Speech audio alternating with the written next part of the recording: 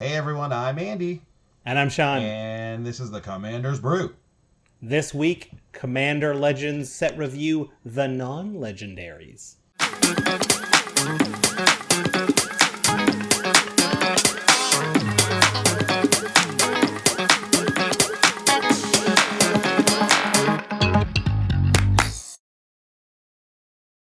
Hey everyone, thanks for checking us out here on YouTube.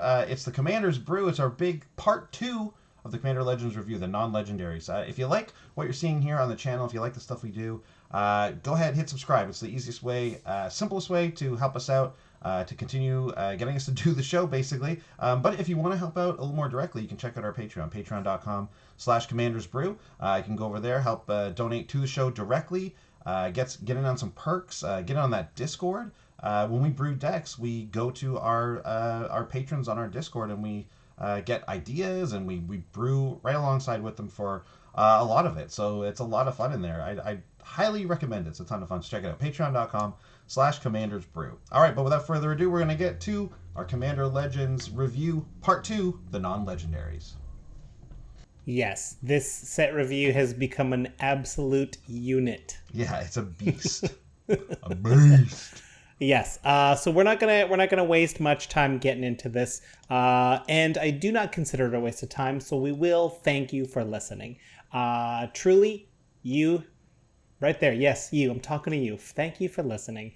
We can't do this without you. Some of you have even gone on to help us out by leaving comments on our YouTubes or Twitters, subscribing, liking, that sort of thing, giving us reviews on whatever podcast platform you're listening to this on. Some of you have decided to donate financially by going to patreon.com/commandersbrew. That is monumental. Thank you so much for that. That helps us keep the show going, and we love seeing our patrons in the Discord with us, helping us brew future show decks. And there's other ways too to support if you want to, but you're like, I don't have the money, but I would love to. If you're buying Magic cards, go ahead and hit our TCG player link. If any cards you buy after going through that link, we get a little slice of that. And if you're Canadian, we do have the best deal for you. If you're in Canada, we can get you actual money off your Magic singles by shopping at the Wizard Tower and using our coupon code. Here's an ad now. The Commander's Brew is a podcast proudly produced in Canada, and we're proud to be sponsored by the Wizards Tower, wizardtower.com, one of Canada's premier card stores. We've got an exclusive coupon code for our Canadian listeners. To get 5% off any order of singles from the Wizards Tower, use our coupon code BREWZENDAKAR. And if you order $15 or more worth of singles, the shipping is free. You can also check out our deck list for this week's episode and any other episode we've done on their content site, mtgcanada.com. See you there, friend Dakar. Yes, all right. We're back, and we're just gonna get right into it. I think, right? Let's just plow right into this massive list of cards to read and talk about and give our opinions on and so on.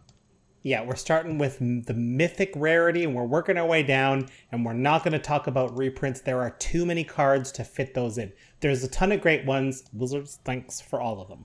Yeah, absolutely. And for the most part, I think like the reason we've chosen not to focus too much on the reprints is because we kind of know where these cards stand, right? We know they've been around. We know that, they're either staples or they're not.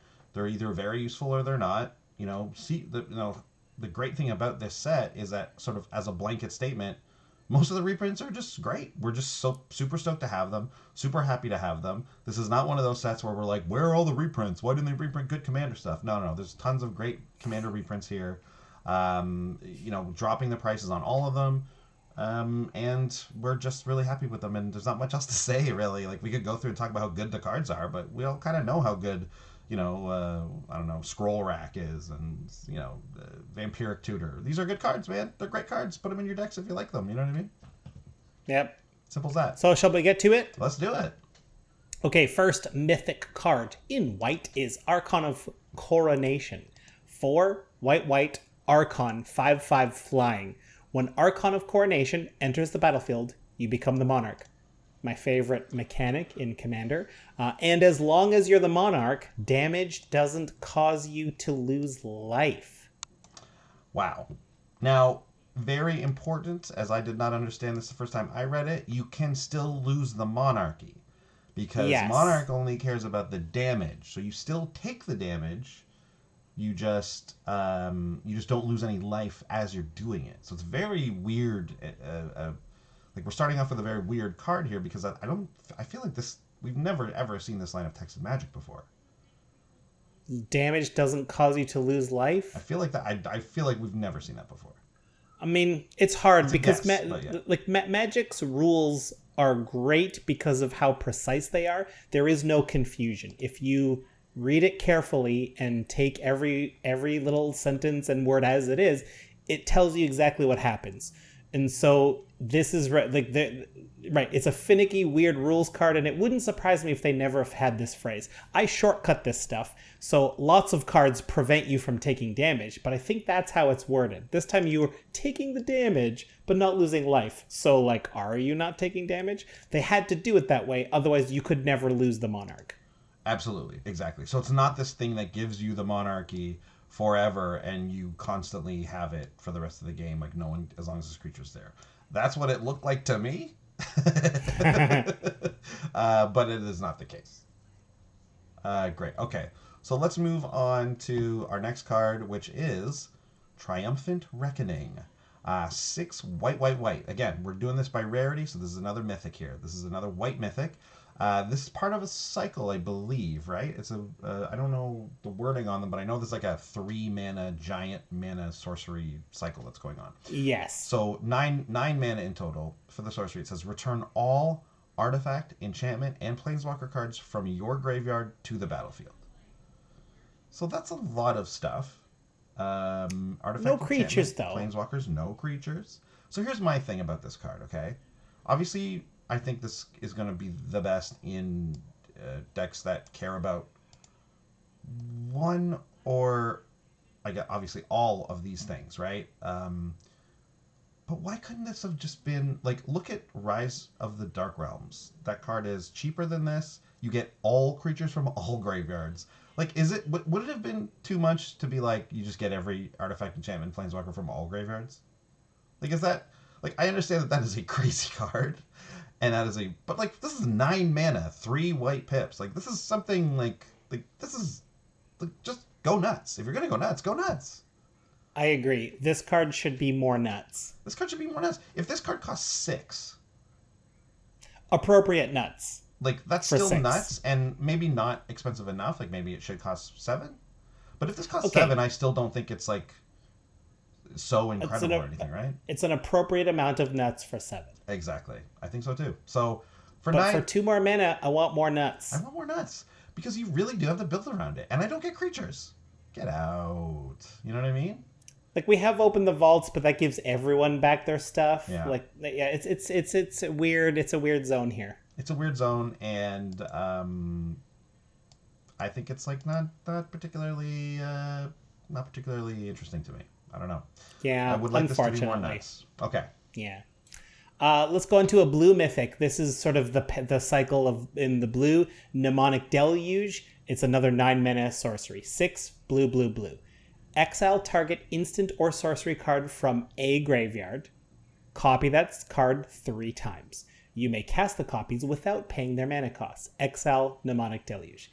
Now this is pretty nuts for a 9 mana card. 9 mana is a huge hurdle to get to, but copying a spell 3 times, if it's more than CMC 3, you're getting a value. You're getting a deal for this. And if I know Commander, there's usually some excellent, fairly expensive sorceries hanging around in graveyards, and to copy them 3 times could potentially lead to what I like to call shenanigans. So let's compare this to the previous one. Okay. So we both feel a little bit better about this, and I'm not sure we should. So here's the thing. Triumphant Reckoning, 9 mana. All we need to get back are 3 artifact, enchantment, or planeswalker cards that cost 3 or more, right? Same thing, we're getting a deal. Same thing when it comes to Mnemonic Deluge. We got to get something that's 3 or greater in order for us to get that deal. But the thing with Triumphant Reckoning is that we need to get 3 different cards to get there, right? Yes. At least. Whereas Mnemonic Deluge, if there's one card that costs more than 3, we're getting that deal. So there's one example of the difference between the cards. Yeah. And I think Deluge just gets there because of that, because you only need one really awesome card to be in someone's graveyard. This card gets really good. Whereas Triumphant Reckoning, we need, like, yeah, you can get your mana's worth out of it, but, like, okay, I got a 3-mana mana rock, a 4-mana mana rock, and, you know, some enchantment, and, like, a planeswalker. Like, it's like, okay, that's pretty good for 9 mana, but are you going to win the game because of it? I don't know. But if I cast, like, Rite of Replication this many times, or some other crazy spell, like, I think Deluge is better, but I don't think it's that much better.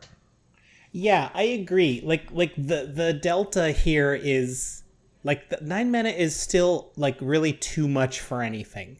And, like, there is a real possibility that the best thing you're looking at is, like, a kill spell, or maybe, like, a cultivate. And it's like, man, I don't want I love 3 cultivates, but I don't want to have to spend 9 mana for 3 cultivates. Yeah, you're just paying the honest price for that at that point.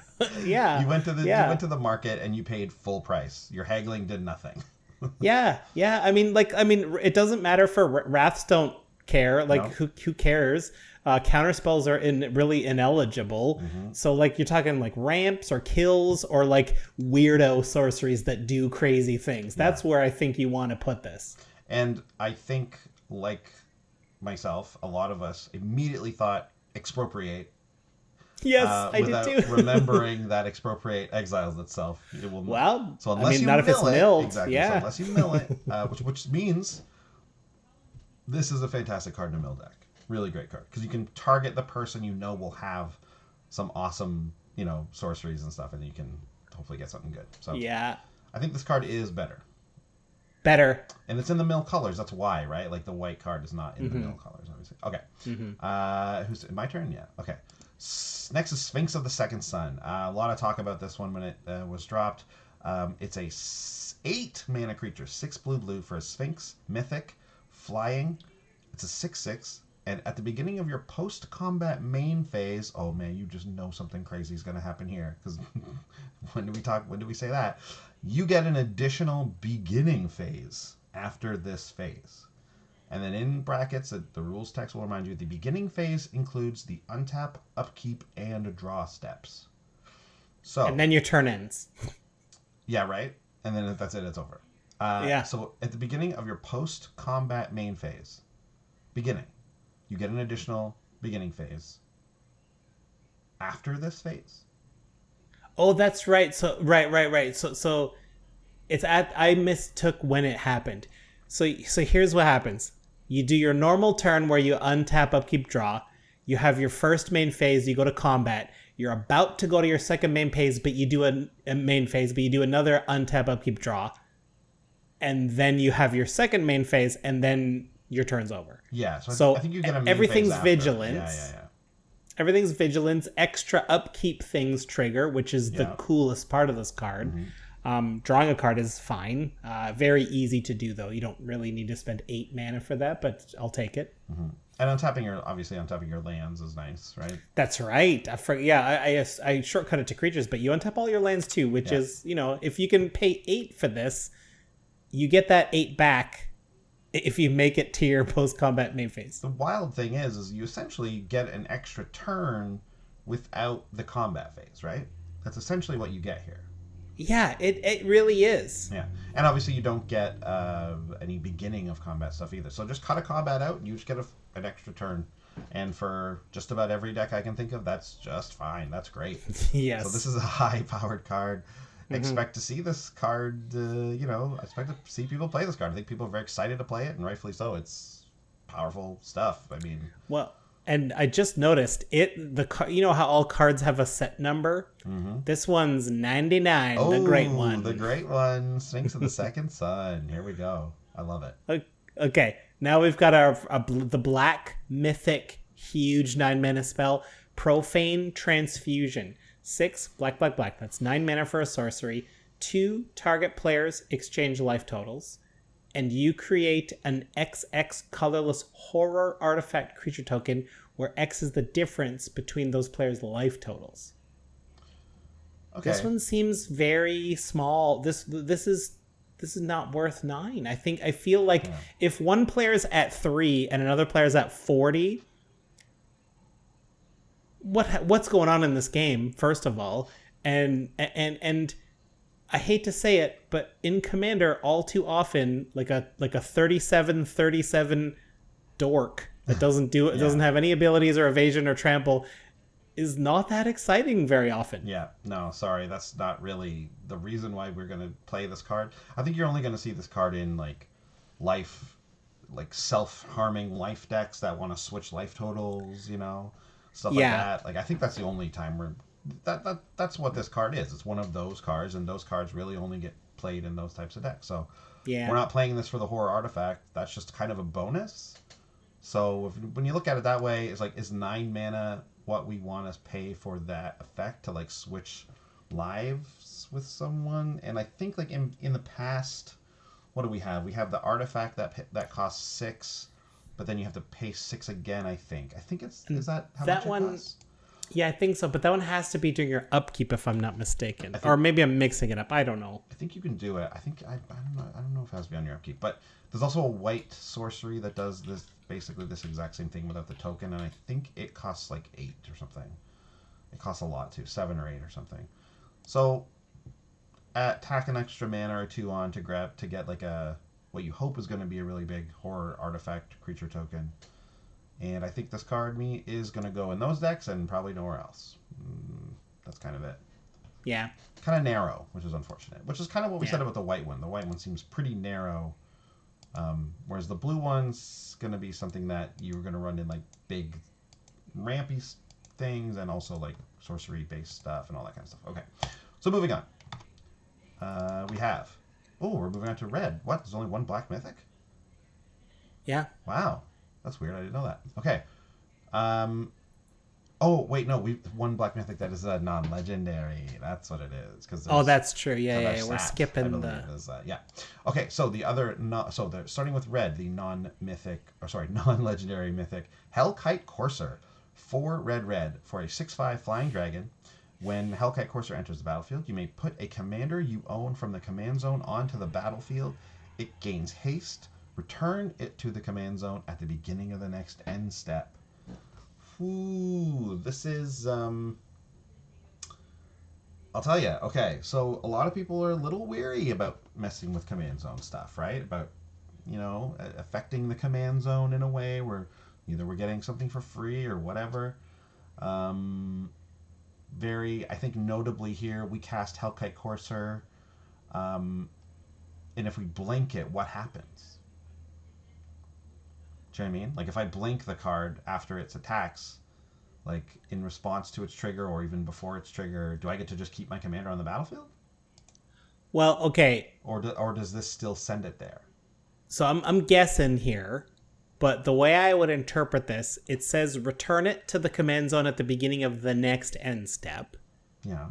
Like you can't avoid that. There's no ifs there. Like that will happen. Yeah. So are you talking if you blink your commander? Yeah.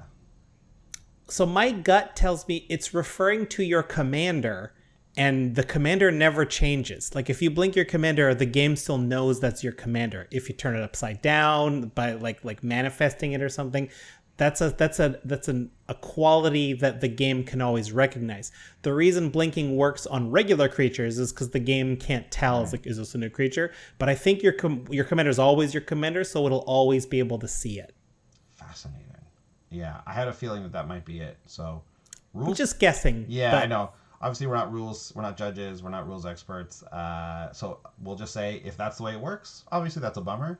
But if it doesn't work that way, and you can kind of, and I mean, there are other ways we can mess with this, right? Like we can bounce it to our hand easier once it's on the battlefield, right? We can do the long blink where in response to this trigger, we blink it to the next end step, and then Hellkite Courser's trigger goes away, and then our commander will come back on the next end step, right? But does it find it from your hand though? It won't. I don't think so. Well, because some stuff finds stuff from the graveyard and finds stuff from exile even. So like There's some weird interactions. I can't wait till the Gatherer comes out on this. This is worth looking up. I'm glad it's the Mythic that has these weirdo stuff. Probably safe in your hand, but I could be wrong. But anyways, I personally don't mind messing with the command zone a little bit, so I think this is kind of in that realm where it's okay. I don't know. We're still paying 6 mana, right? Like it's... Anyways. I like it. Yeah, I like it too. So here's another red Mythic. Port Razor, 3 red for an Orc Pirate, 4/4. Whenever Port Razor deals combat damage to a player, untap each creature you control. After this combat phase, there's an additional combat phase. Port Razor can't attack a player it has already attacked this turn. So this is one creature that has to do damage to trigger your extra combat steps. And Port Razor is allowed to attack each player on the battle, like each of your opponents, and you only run out when you run out of opponents that Port Razor can attack. But if you can somehow give Port Razor unblockable, and if your opponents can't deal with it, maybe a Whisper Silk Cloak, you're going to get as many combat steps as there are opponents. And here's an interesting one. You don't have to attack the different players with all your other creatures. You can just attack Port Razor. So we attack Sean with Port Razor, and all my creatures go at Sean. Next, I get to attack Alistair with my Port Razor, and all of the other creatures still attack Sean. And then I come and I attack Mike, and guess what? All my creatures are still going at Sean. You're allowed to do that. I mean, it's fine, because I was at 8 bazillion life, so I'm still at like 8 bazillion life, so I don't care, but totally that's something you can do. That is something you can do, yeah. Or you could maybe try something where you like blink, like I was saying earlier, like maybe you blink Port Razor and give it haste or something. I'm sure that there's all kinds of stuff you can do. Oh, wow. I love this card. I think it's great. I love seeing these things where we have this extra combat stuff, but we don't just automatically get that like infinite feel to it, right? Like we kind of have to work to make this guy that kind of good. So I like that. I think that's good. And it's the right amount of work, right? This feels like the right amount of work. It's not a million hoops. Mm-hmm. It's a couple hoops. Yeah. That's what Commander's all about. I don't mind a few hoops. You know what? Yeah. In fact, I love hoops. Love hoops. Okay, next up. This is the big 9 mana one. So Soulfire Eruption, 6 red for the sorcery at Mythic. Choose any number of target creatures, planeswalkers, and or players. For each of them, exile the top card of your library. Then Soulfire Eruption deals damage equal to that card's converted mana cost to that permanent or player. You may play the exiled cards until the end of your next turn. So you get to do this for all the creatures, planeswalkers, and players on the board? Yeah. That's pretty good. I feel like the frame of mind for this one is the fact that you get to play those cards until the end of your next turn. You can't count on killing anything. It's too random. You're going to flip lands and it won't do any damage. But I think you should look at that part as a bonus. It's like you might kill a couple things, and that's nice. But the main reason to play this is to get all those extra spells to look at, to be able to play until the end of your next turn. So we're looking for combo pieces. We're looking for maybe storm possibilities. Yeah, good call. Yeah, a 9 mana, draw on 9 feels like it's plus doing damage to things. Like, I think you're going to have a deck that's set up to use this properly, and I think that this card's going to be kind of good in it. I mean, it is 9 mana, of course. It's nothing. What was that X spell that did something similar?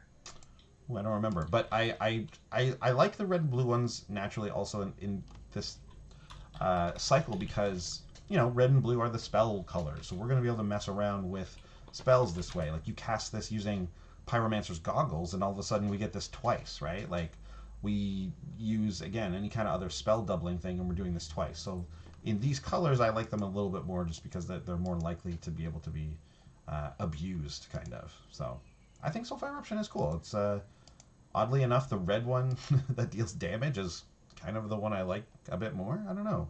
Weird. What's next? Green. Okay, next up is a green creature, Apex Devastator, 8 green. That's a 10 mana creature. It's a 10/10, and it has Cascade. What a ridiculous card. So all of those cascades will trigger in order. you'll resolve the first cascade, then the second one, then the third one, then the fourth one, and then after they're all done resolving, Apex Devastator will hit the battlefield. Yeah. So it's fine. It's probably okay to hit board wipes and resolve them. You have the choice not to resolve them. You can just pass if you just like give up that spell. But if you hit a board wipe, Apex Devastator's coming down after that, so you're probably fine. That's a ton. That's a ton. If you hit a cascade within a cascade, you have to resolve that. It's like folders within folders. You have to keep resolving them before you come back. Yeah, I like this in the decks that want a 10-mana creature, a 10-mana 10/10, right? The big Timmy decks, the big green cheat creatures into play type decks. Although, notably, you do have to cast the spell to get the cascades, so maybe you just want to ramp into this super hard instead of cheating it out. So there is that, right? The cheating part doesn't really help you here. You can find better creatures to cheat. But if you want to hard cast something, Apex Devastator is pretty sweet. Yeah. So a little I'm mid-range on this card in that I think it can be really fun in some big decks, and then obviously not that good in others. Next up, Reshape the Earth. This is the green member of the 9-mana sorcery tribe club. Yeah.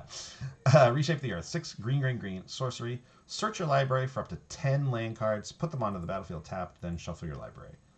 Hey, did you want 2 copies of Boundless Realms? You got it.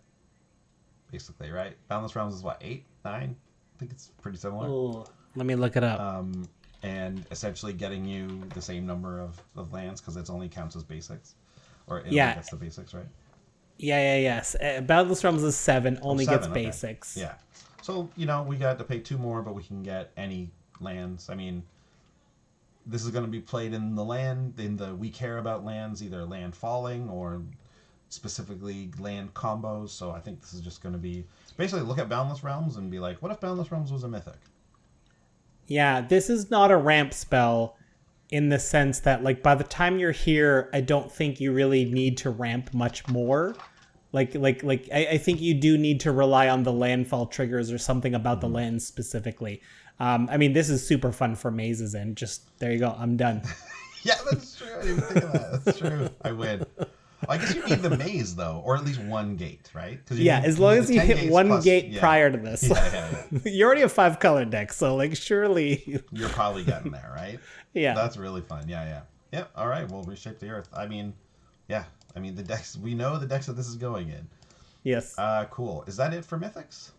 It's it for the colorful Mythics. We have some colorless ones. We'll start with a simple one, Commander's Plate. It's a single mana for an artifact equipment, and it equips your commander for 3, and it equips anyone else for 5. And what it does is equipped creature gets +3/+3 and has protection from each color that's not in your commander's color identity. It's the Anamar Effect, right? Anamar was Teamer but had pro black and white. That's this thing here, right? The more monocolored you are, I feel like the more you want this. This does nothing in a 5-color deck. Absolutely nothing. Well, it gives you +3/+3, I guess. That's not nothing. Yeah. I was really disappointed with this card, just by the look of it, because, 3-color commanders, you basically need to be Teamer for this to be any good, because we want to protect from pointed removal from black and white exile sources, right? I feel like those are the 2 main things we want to be doing. So it truly is the Anamar Effect in that way. Because, protection from, green and something is, whatever. So it's kind of, but it is important to be said that it's kind of like a sword in that way, in that we get a boost, we get protection from 2 colors if we're a 3-color commander. We're not going to talk about this for 4 or 5 colors. It's just not good enough, right? Just is not good enough. 1, it's obviously pretty sweet. 2, let's talk. But 3 is the real gray area here where I'm not sure, and I'm leaning towards it's not outside of Teamer. But also because the equip is 3. Why does this cost 1 and equip 3? Why doesn't it cost 3 and equip 1, or cost 2 and equip 2? You know what I mean? That 3 equipped kind of sucks. I agree. I feel like you're really only supposed to be looking at this as a monocolor commander, and 4 mana protection from almost all the colors is pretty fun. I'm fine with that. Yeah, that's 4. decent for sure. So yeah, monocolored equipment, nice. This one is This is it. the biggest card in the set. Jeweled Lotus, 0 mana for the artifact, the mythic that says tap, sacrifice Jeweled Lotus, add 3 mana of any one color, spend this mana only to cast your commander. Very important text at the end. Spend this mana only to cast your commander. I do think a lot of the hype around this card, of course there was tons, a lot of discussion, a lot of like outrage, but also a lot of being like, this card isn't actually good. And like most things, it's probably actually somewhere in the middle there, where it's a very powerful card, obviously, when we get it. Not as good, not nearly as good when we get it later in the game, but I still think this card has potential to be I don't think it's going to be this go in every card, break every game type of thing, right? Like let's take a look at it from that perspective. Like, a lot of people think that this is just going to break Commander. It's going to be another one of the staples. It's going to be another Soul Ring. What do you think? Do you think that's the case? Oh boy. I don't think it's going to break Commander. I think it's going to be expensive. It's going to remain expensive. I think the more competitive your deck is, the more likely you are to want to combo out and get your commander out right away and start doing combo type of pieces. If you're looking at CEDH decks, they're already running cards like Grim Monolith, of course Sol Ring, Mana Crypt. This is another form of fast mana, although it's extremely restrictive. In a casual meta, this card doesn't do anything if my commander's already out. I mean, I guess it's a storm trigger or an artifact count for Metalcraft, but it's not. But I can't use it. I mean, and yes, if my commander dies, I'm going to be happy I have this, because this kind of negates 1.5 taxes on my commander later in the game. Mm-hmm. That's fine, but Soul Ring just kind of is just better all overall. I mean, obviously I've painted some cases where this specifically is better, but overall I'd rather have Sol Ring late to negate 1 commander tax instead of 1.5 commander taxes, and also help me cast other spells when my commander's already out. I think it's just very exciting. It's very exciting because Black Lotus is iconic, and they like how they gave us original dual lands but for commander. Here is Black Lotus but for commander. So, they also gave us Time Twister but for commander in that that flashback version. Remember that? Yeah. You reminded me of that, and how it's like, man, are they just trying to reprint these vintage / Power 9 style cards into a commander only setting, kind of? And it feels like maybe that is what they're trying to do. Yeah, it wouldn't be inconceivable to one day see Jeweled Ruby. It's a 0 mana Mox Ruby that only works on your commander or your commander's activated abilities. Maybe you expand it a bit for the Mox, and I don't know. I want to say that, so while I agree that I think more competitive metas and formats, I guess, are the ones who are going to want this card, and us casual players are basically going to stay away from it, almost just purely because of the cost. This card's already over $100, and fully not worth it for that, because of that. For casual metas, I mean. I don't want to be totally flippant of the people who are kind of upset about it. I mean, it is just a magic card, and cool out. But I do think this card didn't need to be printed. Why are we trying to put Black Lotus into Commander? To prove how good it is or wouldn't be? You know what I mean? I mean, I know a lot of people say that even if Black Lotus was legal in Commander, it wouldn't even be that good. And I tend to think, yeah, they're probably right, because, it's 99 cards. We're rarely going to have it in our opening hand, all that kind of stuff, right? But that doesn't mean that the card itself isn't powerful when it's in these situations and it isn't game breaking. So while I agree that this isn't going to break Commander, I don't think it's going to be a staple. Again, mostly just because of the cost of it. That's going to be prohibitive for people to get it and want to play with it. But I do think that why? And I know the answer. It's to sell packs. It's to get Yeah. it's to get the cost of the boxes up, you know, which has I feel happened. like This card dropped and box prices went up. So if you pre-ordered before this, good on you. You won. Yeah. You probably saved 20, 30 bucks or something. I feel like I'm a fan. I'm against the fast mana in Commander. I feel like, I mean, I know it's self-correcting, it's multiplayer, so if someone gets a Soul Ring turn 1, we kind of gang up on them a little bit and we keep them in check. But I would just rather it just be even to begin with. And so this is another example that if you get it in your opening hand, it's amazing. Like Soul Ring, like Grim Monolith, not quite as much, but still, but like also Mana Crypt, Mana Vault. So now if I'm in a competitive meta where I want my commander out, now I've got 5, maybe 6 pieces of fast mana, and with the new Mulligan rules, I can pitch my first 7 and try. I have one more chance to hit one of my fast manas in my opening hand. And that is why I'm not a huge fan of this card being printed. I gotta say, I agree. I'm not a huge fan of it being printed. I don't think it makes Commander any more fun. And that's nor CEDH. bottom line. Yeah. So there you go. Let's move on. Yeah, let's There's move one on. more colorless. There's one more colorless card. We did this alphabetically, I think. This is Phyrexian Triniform. It's a 9 mana, 9/9 artifact creature golem. And when this dies, create 3/3 colorless golem artifact creature tokens. So you get 9 power on the front, and then when it dies, you get 9 power again over 3 bodies. But it has Encore, which is this new mechanic for this set, which is you have to do it at sorcery speed, but you pay the Encore price while this is in your graveyard, and then you exile it, and then you get a copy of this for each opponent, and they all have haste.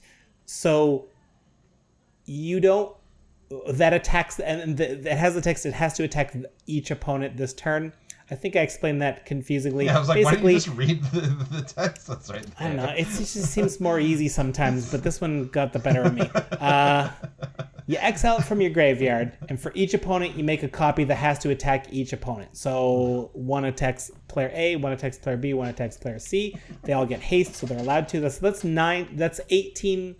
That's 27 power in a 4-player game going. And then you sacrifice it at the end, but that's the death trigger. So then you get 3/3s times 3. So you still get 27 power left over even after you Encore this. The Encore costs 12. It's not cheap, Yeah, it's not cheap. but it's very powerful. Now this is a good card. That's totally a Commander player's take. It's like, Jeweled Lotus? No way. Don't like it. Not good enough for me. Like it's too good. It's no fun. Phyrexian Triniform, 9 mana, 12 mana. Count me in. You know, It's true. It's so true, and it's big and fun and flashy. And this is Commander, man. This is what I'm telling you. I love Encore as a mechanic too. There's a lot of cool Encore creatures, and it is definitely a thing where it's like, man, 12 mana. And you'll see this with Encore where you're like, like 6. Like, I gotta pay like 8 mana for this effect. But then the effect is always like, that's pretty good. So, Yeah. generally pretty happy with it. So, And if the first part's worth it, you don't have to Encore. Like, I'm happy doing the first part. So great. yeah, this is fun, and it's gonna go in a lot of artifact decks for sure.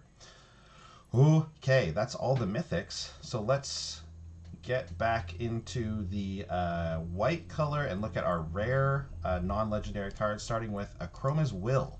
3 and a white for an instant that says choose one. If you control a commander as you cast the spell, you may choose both. This is also another cycle. It's kind of like Lieutenant, but like on instants and or sorceries, I guess. Yeah. Because it cares about your commander being out, right? So Yeah. here are the 2 choices. Creatures you control gain flying, vigilance, and double strike until end of turn. So that is what's that card? Flying Vigilance, Double Strike. Not concerted effort. It's got that old dude, that ripped like, old dude cheering. Yeah, ripped old dude. Except that on that card they get lifelink. Actually, they don't get flying. Anyway, Right. but very close, right? Like that's a really good thing to give a bunch of your tokens: flying, vigilance, double strike. But your other choice is creatures you control gain lifelink, indestructible, and protection from all colors until end of turn. So that's pretty good. So right off the bat, even without your commander, I think this card's pretty good for go wide strategies, even just protecting your board from a board wipe. You know how much I love that type of card. Yeah. I was streaming with a couple people from the Discord, and I kind of discovered something about myself as a Commander player, and what, Sean, how you and I come at Commander. We don't like to run a ton of board wipes because it makes games last long, and you know, I'd rather someone do their thing and then win than we could just play again. So I still run some board wipes. Got to run some, but I just don't run a ton of them. And instead, I found out I like running the things that protect me from board wipes, right? Because if I can be that player that survives the board wipe, then I'm in a much better place than even the person who played the board wipe, right? Yeah. So yeah, I like this card for that reason. And if we get to pick both of these, forget it. This is a fantastic card. 4 mana instant, I like it a lot. Yeah, 4 mana instant, all your creatures become a Chroma. So like that's pretty good. Yeah, that's true. That's it. Yeah. Yeah. I love how like I love there's a bit of, so if we don't have a commander, it is a commander. We can steal an opponent's commander and still get the benefit from this.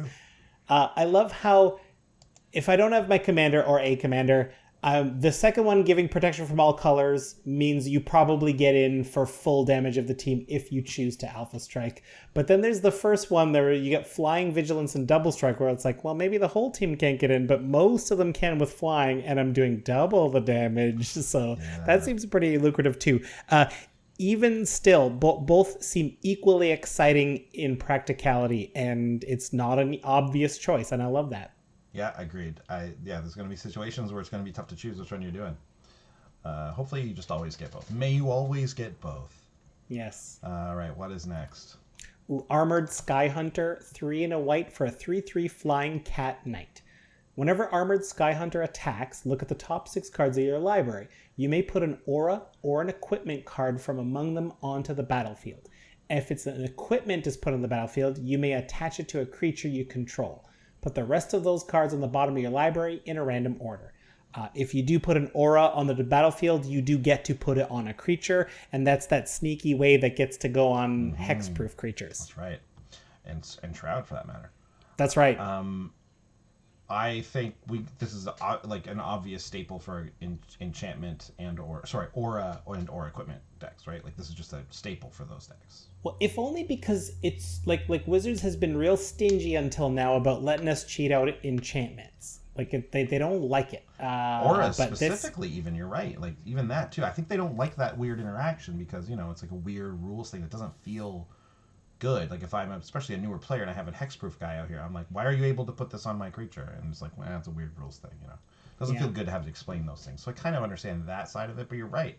Cheating enchantments / auras, even putting equipment for free on stuff is a new thing that they're recently doing. Yeah. I love it. I think this card is really good. Equipment decks. Can't wait to build one with this card at the 99 there. Yeah. Next is Court of Grace. Another cycle. We're getting some fun cycles. This is the Quartz Cycle, and these ones are pretty good. This one is an enchantment. It's 2 white. I think they're all enchantments. 2 white. When Court of Grace enters the battlefield, you become the Monarch. Guess what? Monarch is back, and we love it. There are some great Monarch cards ahead, so stay tuned. Anyways, this one, you become the Monarch when it comes into play. At the beginning of your upkeep, create a 1/1 white spirit creature token with flying. If you're the Monarch, create a 4/4 white angel creature token with flying instead. Sweet. I love it. Sweet. Yeah. Gives us... So you don't actually get protection right away. No. Like you cast this and you don't get anything. So it could be easy for someone to steal the monarchy from you, unfortunately. However, that 1/1 white spirit with flying, that's pretty evasive. There's a good chance you're going to get the monarchy back with that. And even if you don't, I can think of numerous decks where I would love a 4-mana enchantment that just pumps out a token creature every turn for free. Like that's like this is a great card just for its worst case scenario. Yeah, that's true. But then if you manage to like secure the monarchy, angels, fine. Yeah, don't forget this replaces itself when you end your turn, because you will be the Monarch when you end your turn after playing this card. So yes, pretty sweet. Yes, love it. Okay, let's go to Keeper of the Accord, 3 and a white for a human soldier who is 3/4. At the beginning of each opponent's end step, each opponent, I like it, If that player controls more creatures than you, create a 1/1 white soldier creature token. Yes, keep talking. There's more. At the beginning of each opponent's end step, again, if that player controls more lands than you, you may search your library for a basic plains card, put it onto the battlefield tapped, and then shuffle your library. Finally. Ha. It's each player, each opponent. So like once you catch up to one player, you won't get lands at the end of their turn, but you're still going to keep getting lands at the end of the green player's turn because surely they're way farther ahead than you. Yeah. As long as you have basic plains, that's the only thing. Yeah, absolutely. I actually don't think. Obviously, depends on who you're playing against, but like on average, if you're playing this card, that white soldier thing might not happen that often, right? Because you might get even up to like 3 creatures, and then there's going to be some types of decks that are only going to have 1 or 2 on the board at a time before this thing gets killed. I don't know. I don't know if I feel like though this is the kind of card that you're going to play it. You might get like the first time around you're going to get like 2 lands and like a soldier or 2, and people are going to be like, "What? That's crazy." And then the next turn around you're not going to get anything or something like that. You know what I mean? Or you're going to get 1 land and 1 soldier or something, which I'm saying that's still really good. Like I think that's really great. Yeah. But what I'm saying is I think that as people see the diminishing kind of returns, they're not going to be as threatened by it. Well, I And mean, the thing I'm planning on. But the thing is, this thing keeps on giving, right? Like you hold Yes. back a land drop, and you all of a sudden get to like maybe ramp in lands. So it's actually kind of better sometimes if you don't play a land with this guy. It's weird. I like it. And like, I'm chucking this in every Orzhov deck I have with sack outlets, and I get a free Yes. sack Yes. object every opponent's turn, which will ensure I have fewer creatures than them. Yeah, Boros decks are gonna love this simply for the land drops, and yeah, I think this card is fantastic, and this is the kind of thing we wanted White to have for a long time, and guess what? It has it. It doesn't break any parts of the color pie. It does everything we want. It's great. Yeah. What's next here? We have Promise of Tomorrow. It's 2 and a white for an enchantment at rare. Whenever a creature you control dies, exile it. At the beginning of each end step, if you control no creatures, sacrifice Promise of Tomorrow and return all cards exiled with it to the battlefield under your control. This is on-board Wrath protection. Yeah.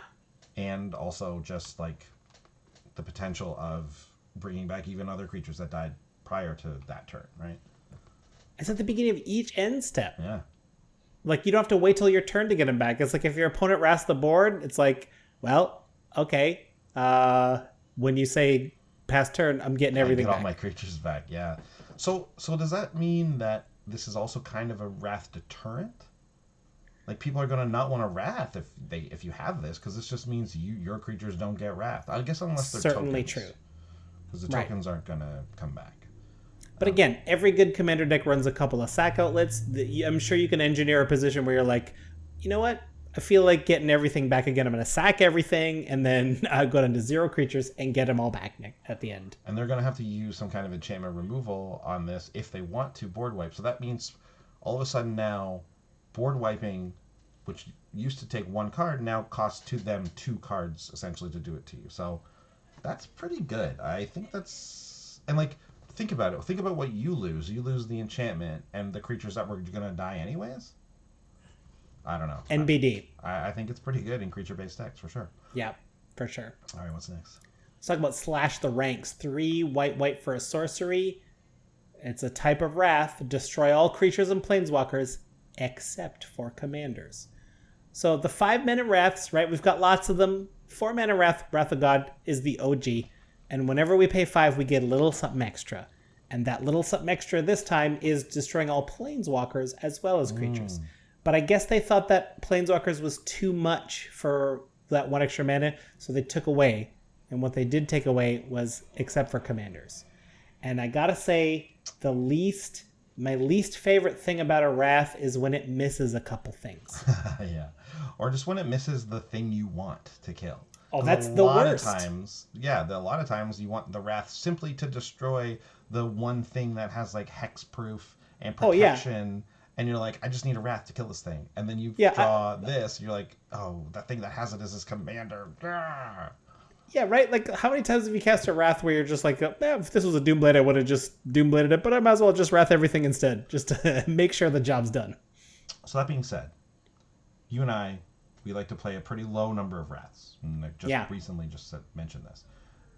Is this the type of Wrath that's better because it, like, or is this even worse? Do you know what I mean? Like, is this... Well, I think you need to plan for it. I think this is intended for decks that want to have like a Voltron-y type of thing, so that ideally you preserve your own commander and take out almost everything else, but hopefully you've got enough of an attack left over to really seal the deal. Yeah. I don't really love these types of Wraths, as you probably tell, but I mean, it's still okay, I think. Yeah. To kill all Planeswalkers is pretty good, you know. Yep. I think I'm still on like Fumigate or that one that lets you choose artifacts or enchantments instead. 100%. I totally agree. I just want to make one quick point about Promise of Tomorrow I just thought of and forgot. Okay. This card is, outside of having a sack outlet type thing going on, is actually, it's like, if no one Wraths, then what is this card doing? That's the I just wanted to say that. Sometimes it's just a 3-mana do nothing enchantment. So that's true. Anyways, just wanted to bring that up. It's not all good. Slash the ranks. Yeah, same thing. Not all good. In fact, maybe not great. Next, Soul of Eternity. 5 white for rare avatar creature. It's a star. Soul of Eternity's power and toughness are each equal to your life total. And you can encore this for 7 white. So for 9, you can have a token copy of this come in for each of your opponents, and then it has to attack. This one's balanced wrong. Yeah, I feel like it's weird because you pay 7 for the initial one, which just seems like a lot. But the thing is like in life gain decks, which is where this is going to go, this guy's power toughness is like always going to be pretty high, right? Like I know because I run that card that is just this. What is it, like Avatar? It's another Avatar. I can't remember the name of it. Yeah, me neither. But that card's crazy, and the crazy thing the really crazy thing to do with that card and with this card too is to give it lifelink. So all of a sudden, this guy's a 25. Like even in a bad situation for a life gain deck, like 20 life is pretty low in a life gain deck, which means that means you're being attacked a lot and you're really being held in check. So a 7-mana 20/20. I know it's commander, I know it's not like the end of the world, but like give that thing lifelink and let it attack once, and all of a sudden that's a big problem. Now your guy's back at 40 and so on. And that's what those lifelink decks do. They give creatures like this lifelink. They run like Whip of Erebos. Do you know what I mean? And they just like all their creatures have lifelink, and all of a sudden. So I think that's the type of deck this is going to go in, and I think that's where it's going to be most effective. And there, it's already good enough, I think, just as a 7-mana creature. But also think like just the encore is going to be crazy. You also want to reanimate this card. You know what I mean? You want to do stuff like that with it. So I actually think it's a little better than it looks. Yeah, maybe. I'm just I get in a life gain deck, of course, all that's true. I just think like in general, by the time you've got this mana, your life total's too low. And as I said before, like even if I got a bunch of 20/20s, if they don't have trample or flying or anything like that, it's kind of who cares? Like, do they have a 1/1 elf? Cool, chump. No, enjoy your 9 mana. Yeah, you know what? It is true. You do need to have support for this card. It's on its own. It's just a big dumb creature, and you're right. That's not good enough. Well, so we got one more white rare card, I believe. And this is Timely Ward. It's 2 and a white for an enchantment aura. You may cast this spell as though it had flash if it targets a commander. Enchant creature. Enchanted creature has indestructible. This is interesting. I mean, we do love those 3-mana instants. It's almost a Chromas will also, but there's a lot of 3-mana instants that give your whole team indestructible. We love those. This only does your commander, but the upside is that it's there now. Your commander is now indestructible until you deal with this enchantment. Yeah. So that's pretty good. Yeah. Yeah, I don't know. I think this is pretty good. I in those decks where you really need to protect your commander, I think this is pretty good. I would run this card. Having flash. Would you cut the other ones? Like if I'm already running 3 of those other effects, would I don't know if I have room for a 4th. Well, there's the 4-mana indestructibility is the one that always pops to mind, but that one enchants any permanent. But if really the only thing we care about is the commander, like if that's the thing I'm trying to protect the most, Sure. then I think it's probably worth it to swap that out and swap this in. Okay, but what about, right? Yeah, I guess if you want to enchant your commander, but like there's those instants that give your whole team indestructible though. Like I think most of the time you just want this as that one shot. That's where it shines. I mean, it's if that's more if I'm going for a team thing, but if I'm going for something where I either want to suit up one creature or really want to protect my commander and its abilities, having this at flash and having it stay, like you said, having it be permanent for only 3 mana is pretty good.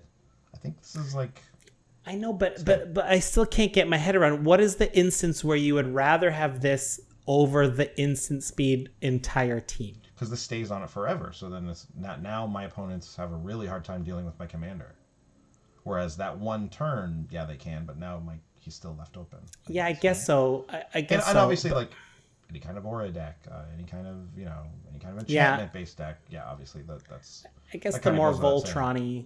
Yeah, the more Voltron-y, and but what you're saying is true for any kind of like go wide decks are gonna really want to protect the whole team more, and obviously that becomes much better. Yeah, I just think like this card isn't just like we've got better cards than this. It's like actually this has a little bit of a unique kind of niche that I think it's gonna work in. Okay. Yeah. Yeah, it's funny because you kind of talked me into it. Also, though, this is notably from the Commander decks, right? The Commander Legends Commander decks that came out. Which when we did the Legends review last week, we only missed 2 Legends, and they came out the day we recorded that, and they're the 2 Commanders from those decks, and we'll do those at the end of this episode as like a fun bonus. Okay, Timely Ward. Are we on? Yes, we're on to blue. First blue rare, Amphin Mutineer, 3 and a blue, 3/3, Salamander Pirate. If you'll remember from last week, there is a legend that cares about salamanders all of a sudden now. Yeah. The Simic guy. Well, here's a salamander. When Amphin Mutineer enters the battlefield, exile up to 1 target non-salamander creature. That creature's controller creates a 4/3 blue salamander warrior creature token. This guy's a 3/3. He has Encore 6. Honestly, this type of removal is actually pretty good in Commander. You can take out a really powerful creature and give him like a 4/3 vanilla essentially, and that's nothing. Great. And then if you can Encore this for 6, this means probably exiling 3 creatures. Like that's pretty good. Yeah. I don't mind that. And then you get to attack with them, and if they block, big deal. Like who cares? You just killed them. I do like that. Exiled them too, right? It's true. Exiling is very powerful. I think it's worth it. And obviously blinking and all that kind of stuff. Like I think this creature is pretty good. Yeah, let's go on to Body of Knowledge, 3 blue creature avatar star. Body of Knowledge's power and toughness are each equal to the number of cards in your hand. I feel like that's like average like 5. Yeah. You have no maximum hand size. Okay, so I potentially can get that very huge. Whenever Body of Knowledge is dealt damage, draw that many cards. Hello. Interesting. Hello. It's interesting. That's fun. It's interesting because right, like it's not a May, so like these things can get abused in ways. I always like it to be a May just in case, but that's fine. I'll take it. There's not like if I don't have pinging or things like that, it's hard to do damage willingly to Body of Knowledge. Your opponents aren't likely to attack into it. Unless they can kill it, I suppose. But even then, I'm probably just going to wait till I have a kill spell for this thing. Yeah, no problem, right? You're like, oh, you're attacking me with your 5/5 or your 6/6? Like, yeah, okay, I'll block. This guy dies, I draw 6 cards. Sweet. Or nothing bigger than this is ever attacking you. Yeah, I love the ability of, like you said, pingers or, like, Nin the Pain Artist, imagine, with Body of Knowledge. Sure. Draw double. Pretty good. Yeah, I think this is a fun card. Next, Court of Cunning. It's the blue court. It's a rare. It is an enchantment. It's 1 blue. It says when Court of Cunning enters the battlefield, you become the monarch. At the beginning of your upkeep, any number of target players each mill 2 cards. If you're the monarch, each of those players mills 10 cards instead. All right. Well, I mean, not much to say here. It's a mill card. You're running a mill deck. This is a great card. Otherwise, you're probably not. I mean, I could see making an argument for this in some kind of like reanimator thing, but That's the same for all mill cards. yeah, exactly, right? Same thing. So, yeah, it's probably pretty efficient at 3, I guess. I don't know. And plus you get the monarchy, which is nice. So yeah. It's interesting. I don't know how badly blue wants the monarch at the table. Because blue is the color. Blue is the color that can draw the easiest. So I don't want to present the option to my Boros opponents. Yeah, true. And blue is arguably, I mean, it's on the bottom end of the creature strength cards. It's not known for its beefy creatures until we get to the Leviathan levels. So it's probably not great at defending its monarchy either. This is very peculiar. Interesting. I mean, I think I'd rather just do that. Blue does have good defensive spells and creatures. Yeah, it's true. It's true. I mean, I would just rather spend the 1 more mana on that enchantment and just draw an extra card every turn anyway. Yeah, I think you're right. I agree with you. I think it's actually an excellent point that why does blue want to introduce monarchy other than to like get people to attack them or just get people swinging in general? I think you're right. I'd rather just keep the card draw to myself. Yeah. Anyways, this next one. Ooh, this is a talkable card. Hull Breacher, 2 and a white. Merfolk Pirate, 3/2 with Flash. If an opponent would draw a card, except for the first one they draw in each of their draw steps, instead you create a treasure token. So it prevents opponents from drawing more than one. Yeah. And you get ramp in its place. The flash ability is kind of that surprise. If your opponent says, oh, I'm going to draw 10 cards now, it's like, okay, I'm going to flash this in. You're actually not going to draw 10 cards. I'm going to get 10 treasures. Amazing. I think the big discussion here, is like this is kind of like what white does. It prevents extra draws, prevents things, and it also ramps, which we all know white needed so badly. What's the one? I can't remember it. The coins, the guy barfing the coins. Tithe. Smothering Tithe, white can get treasures, right? It's not impossible. So everyone was like, why not make this a white card? Does blue need more of this?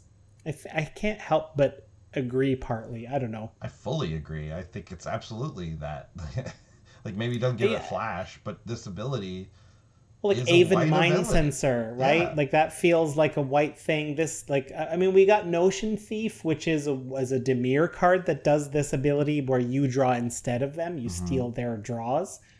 So, I mean, it's not unprecedented for blue, but yeah, man, we all know white needs the help. Just give it to white. And this is a very good card, right? People are incredible. It's incredible. People are excited about this. Among competitive people, among casual people, everyone's really excited about this. So. It's incredible already in blue, which already has incredible things. Like, you couldn't give white one thing. Blue shouldn't be able to stop other people from drawing cards. You know? Agreed. Like, blue should just be able to draw the cards. They already do. They draw all the cards. How about this? If an opponent would draw an extra card, you create a treasure token also. Yeah, how about that? You know what? Like, how about no instead? How about that? And how about make this card blue-white?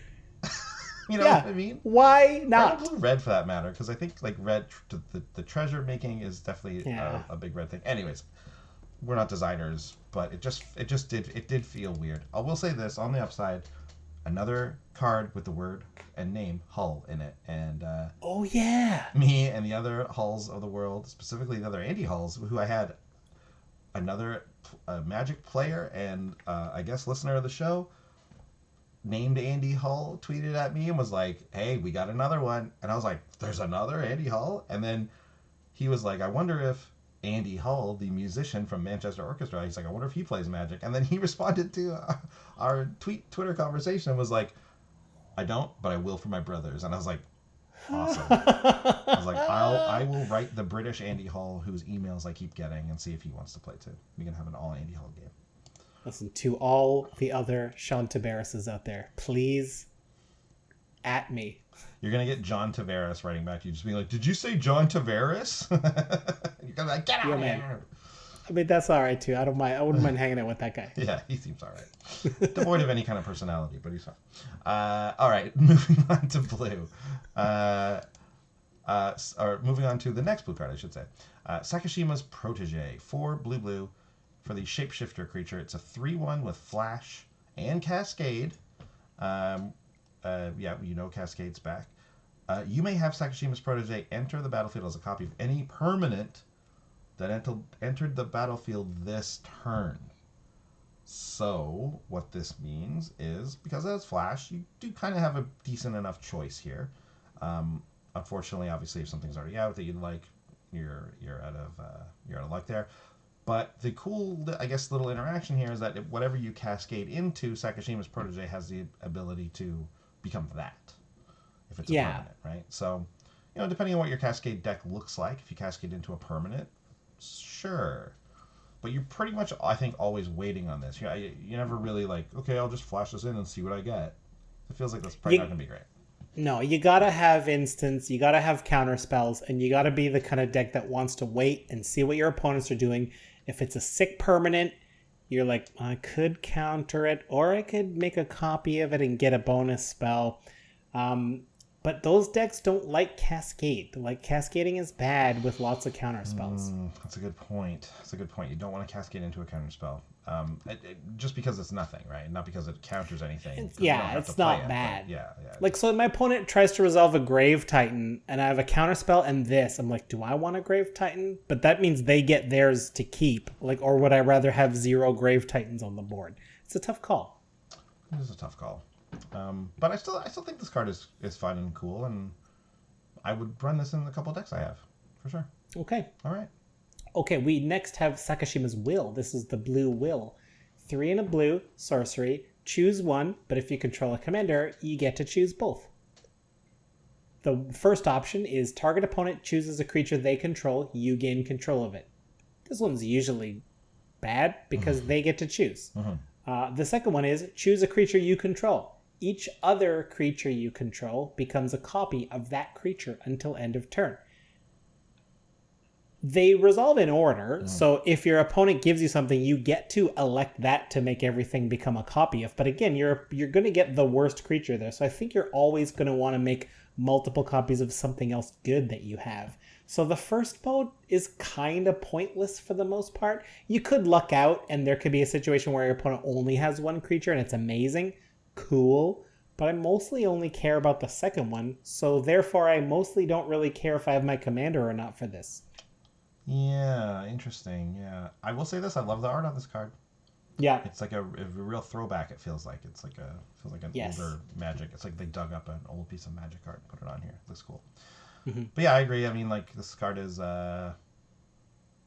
pretty narrow. I think not going to be as good as you want it to be. Next, we have Trench Behemoth. Again, this is from the Commander set, the new Commander sets. 5 blue for a Kraken. It's a 7/7. Return a land you control to its owner's hand and untap Trench Behemoth. It gains hexproof until end of turn. Whenever a land enters the battlefield under your control, target creature and opponent controls attacks during its controller's next combat phase if able. Okay, so landfall, make something attack. Yeah. Right? Return a land, give this hexproof. I actually think this is pretty good. Yeah. Just even on its own, it's kind of its own little engine in that, like, returning a land to give it hexproof is pretty sweet. And the fact that it has an ability that cares about landfall, even though, like, that ability it might not be that good. Like, it's not going to guarantee that creature dies or anything. Still, I mean, it's still interesting, though. It's still a big 7/7 that protects itself and potentially can mess up some combat and stuff like that. This is a crazy combo with that white creature that lets you find a plains if you have less lands than people, because you can always be one behind, but then that plains gives you the landfall trigger, so you just keep it rolling. And eventually this card just makes people attack you, ideally, and they run their creatures into your 7/7 and stuff like that. Sure. So I think this is a cool card. That's not like it's very cool. It's not like a 10 out of 10 or anything, but it's cool. It's neat. It's cool. They're doing a lot of cool stuff here, Yeah, cool including Wrong Turn. This is an instant for 2 and a blue. Target opponent gains control of target creature. If an attacking or blocking creature changes controllers, it's removed from combat. What is key about this is that you get to put any creature on the battlefield and give it to anyone else. It doesn't have to be your creature. Instant speed with this effect means that if an opponent declares attacks, and let's say they're not even attacking you, they're attacking someone else, you get to say, okay, hey, opponent, this is what's coming at you. If you want, I can give you something else, and you can use that to block. I can take a blocker away and give it to you. This is extremely political and can lead to some very blowout-y combat moments, but it has to be opponents. So, I mean, you're making an enemy either way you cast this. Okay, so we talked about earlier there was a blue card that we thought should have been white. Here's my argument as to this should be red. So we've already seen that the donating thing has been moving away from blue like it used to be in the old days to more red, like Shadows of the Innistrad had that card, it's been some other ones. The card in this very set that cares about opponents owning stuff that isn't theirs is red and black. There's no blue to be seen. Why is Wrong Turn blue? You know? Why is that happening? Make this card red. Yeah. Done. It goes in Blim decks. Blim, right? That's his name? Blim gets to run this card in this set. I know it's a rare, so I know it's like unlikely that we're going to actually draft Blim in this together, but like let's give that deck another tool. Instead, you've printed Wrong Turn and that card can't use it. The commander you made in this very set can't even use it. So wrong turn, more like wrong color. Yeah, wrong color. Blue doesn't. It's not that I think it's bad that blue has it. It's just that it doesn't make sense within this set to just make this red. Okay. Okay, that's it for blue. Yeah, that's it for blue. We're moving on to black here. So far the rares are showing up though. I'm pretty happy with the majority of them. They are showing up. Yeah. So we got the black court here. Court of Ambition, 2 black for the enchantment. When it enters, you become the Monarch. And at the beginning of your upkeep, each opponent loses 3 life unless they discard a card. If you're the Monarch, instead, each opponent loses 6 life unless they discard 2 cards. Wow. Yeah, okay. This is like one of those punishment style cards, obviously, and it's going to be drawing us, ideally drawing us some stuff if we can remain the Monarch. Yeah, I kind of like this, though. I mean, I think giving them the choice means that this isn't quite as mean as it could be, which I think is kind of a good thing. Well, it's still pretty mean, though, right? Like, discarding in life is sometimes you just don't have a choice. My trouble with this card is that each opponent suffers, which is a great way to team up the board against you. That's true. They'll be like, hey, well, none of us can let you have the monarchy, so we will work together to ensure that you are not the monarch when your turn rolls around. That's true. That's a very good point. And people, absolutely, I would do everything in my power to keep the monarchy away from this person. 6 life or 2 cards? That's a lot. That's too much. That's too much. I can't have that. No, can't have and it. that's what people are going to say to you as they attack you when you have Court of Ambition out. Can't have that. I can't have that. So I guess like on paper this card looks pretty awesome, but in practice I just think you're going to get attacked a lot. Yes. Good point. Good point, John. What's next? Necrotic Hex, sorcery, 6 and a black. That's a 7 mana sorcery. Each player sacrifices 6 creatures, and you create 6 tapped 2/2 black zombie creature tokens. Ooh, pretty good. Effectively a board wipe, I would say, in the majority of situations, I think. Yeah. Certainly not all of them. The fact that it's a sacrifice, I think that's probably going to come up as like an advantage, like, I don't know, some low percentage at the time. Like, obviously you might have some stuff that cares about when people sacrifice things. That's great. But I think like to get around indestructible or something, probably not all that often. But if any of these cards we've seen recently, these just a bunch of white cards that we've seen give a lot of indestructibility around, maybe this card is going to get better because of that. The only thing I'm like is like 7 mana. It's like, yeah, we still have to sacrifice 6 creatures. Yeah, I get 6 zombies, but like 7 mana seems like a lot. But yeah, I guess it's not bad. I'd try this out. Yeah. I'd try this out as a board wipe and see how it went. Yeah, maybe. I just wish it wasn't rare, I guess. What are you going to do? Whatever, it's a draft set. It has to be rare. Never mind. Okay, let's move on. I don't know what to say about this card. I think it's okay as a board wipe. I don't know what to say. There you go. Nothing needs to be said. Nothing. You're next. Am I? Okay. Yeah. Nightshade Harvester, 3 and a black. Elf Shaman, 2/2. Whenever a land enters the battlefield under an opponent's control, that player loses 1 life. Put a +1/+1 counter on Nightshade Harvester. that land's come into play, and I'm so happy. We've been complaining for so long that green's major advantage can't be stopped unless we break the unwritten code of not too much land destruction. So Wizards has heard, and because their design process is like 2 years behind reality or ahead of reality, it's finally taken. But we're starting to get cards that punish players for just ramping like crazy. If I put this out and you want to ramp like crazy, that's fine, but you're going to lose some life and I'm going to get a big creature from it. Yeah, I think that's cool. I like it. I like that it's not like polluted bonds, I think is the name of the card, where when they put a land into play, they lose 2 life and you gain 2 life. That always seems like whenever that card comes down and I play a land, I'm like, oh yeah, I'm like, damn, that's powerful. Like I have to get rid of that card.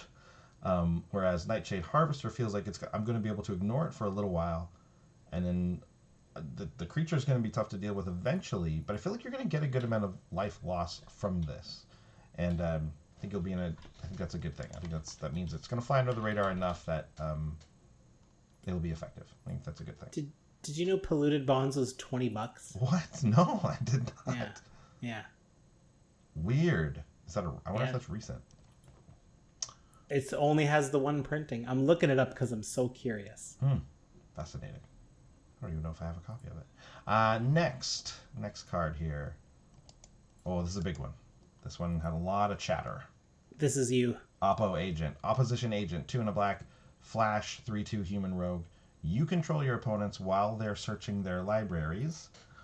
While an opponent is searching their library, aka you, they exile each card they find. You may play those cards for as long as they remain exiled, and you may spend mana as though it were mana of any color to cast them.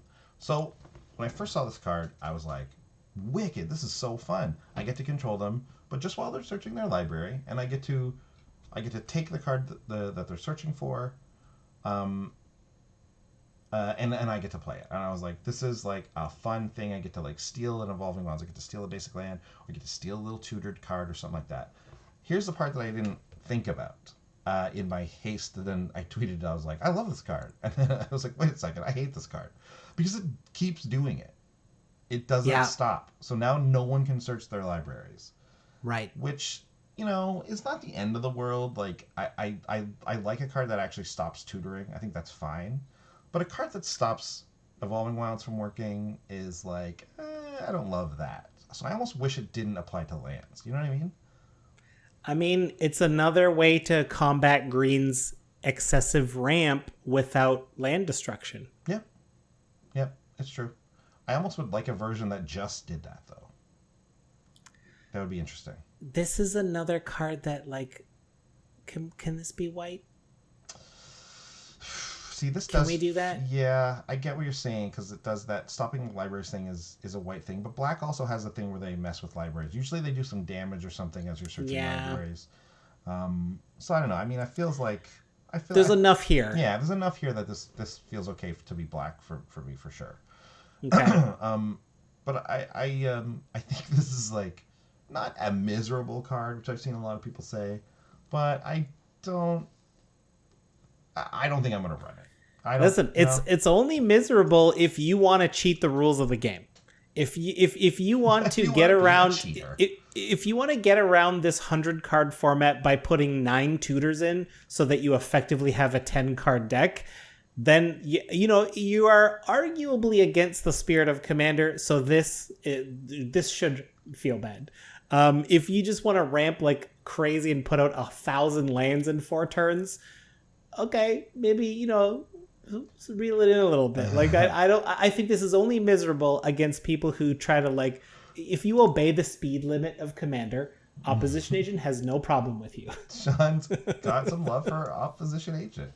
I'm just saying, like if the more fair you play, the less this will bother you. That's true. That's true. Yeah. I mean, I just as the one time I thought it was awesome, and then the fact that it keeps doing it does mean it is better. So there's that also. Yeah. All right. What's next? Okay, Plague Reaver, 2 black. Beast, 6/5. That's very cheap for a 6/5.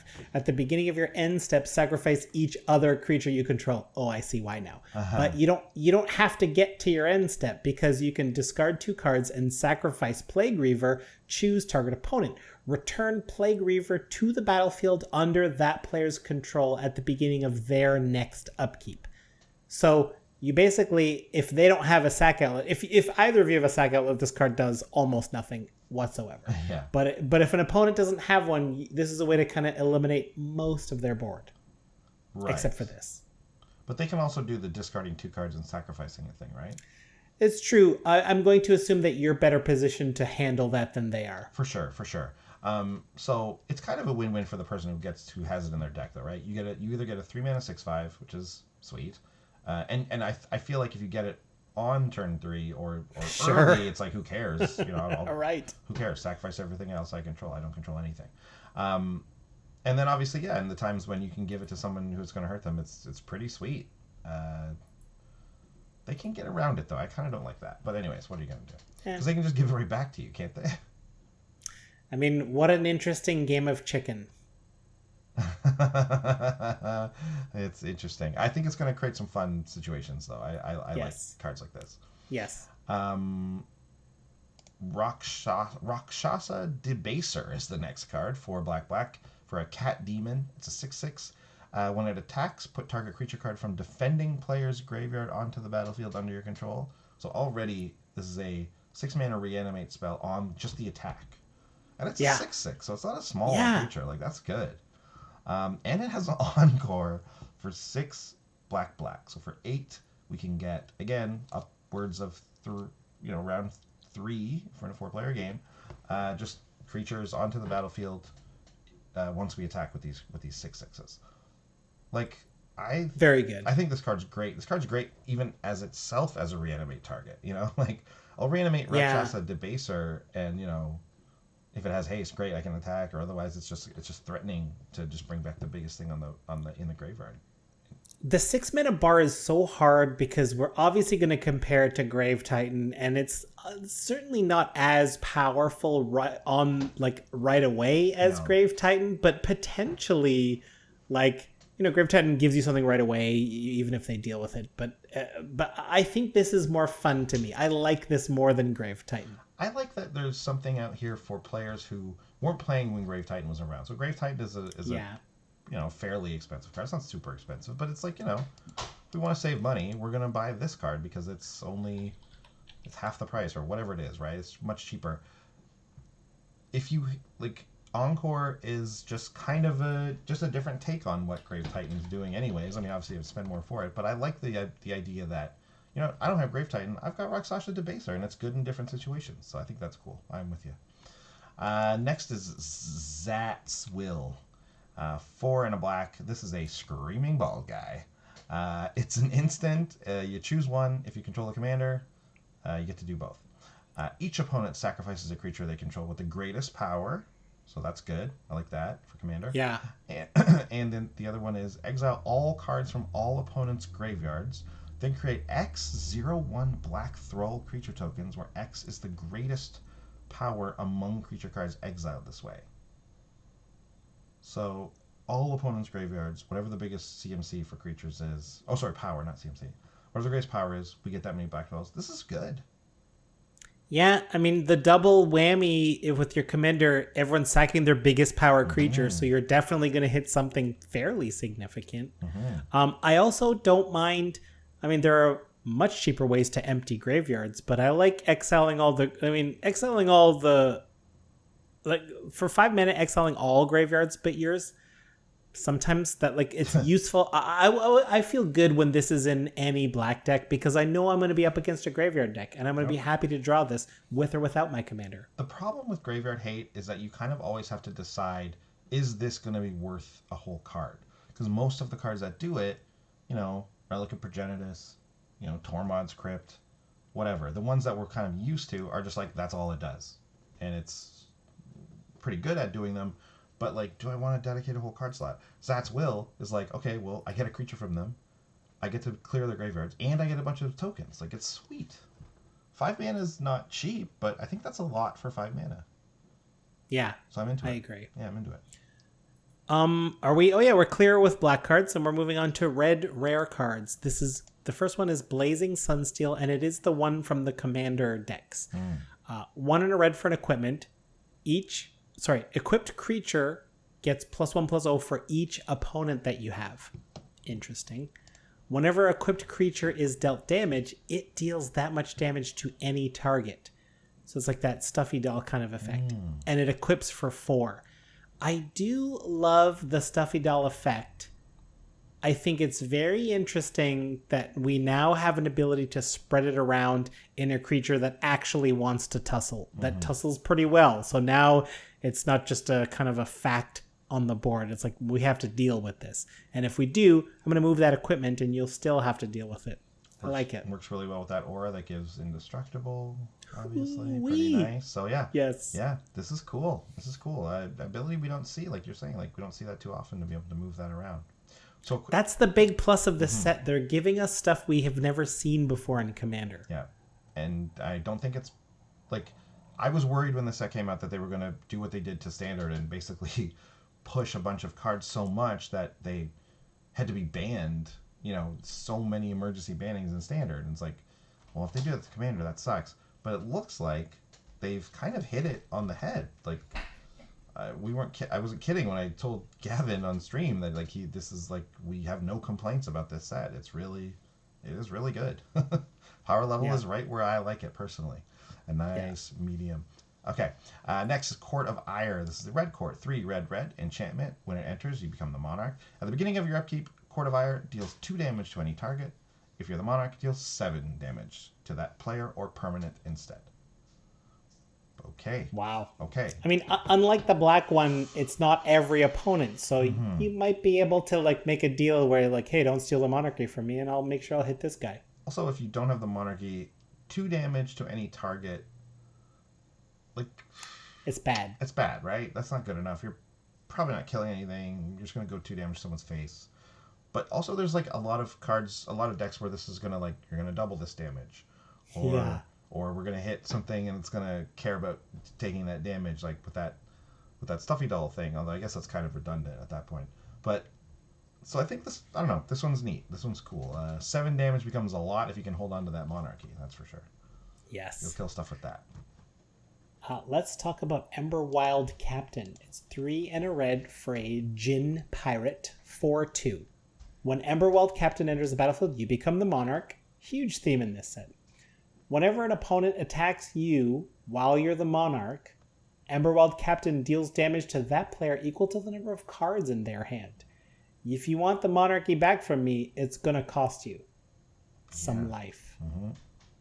And that might not work. I might do something to negate the attack or block or do something so that it doesn't connect, and you still didn't get the monarchy from me. Ha ha ha. What a sweet thing it is to run this card in one of those Boros, mess with attacks decks, Big time. We've made a couple of those on the show, and they're always fun to, see play out.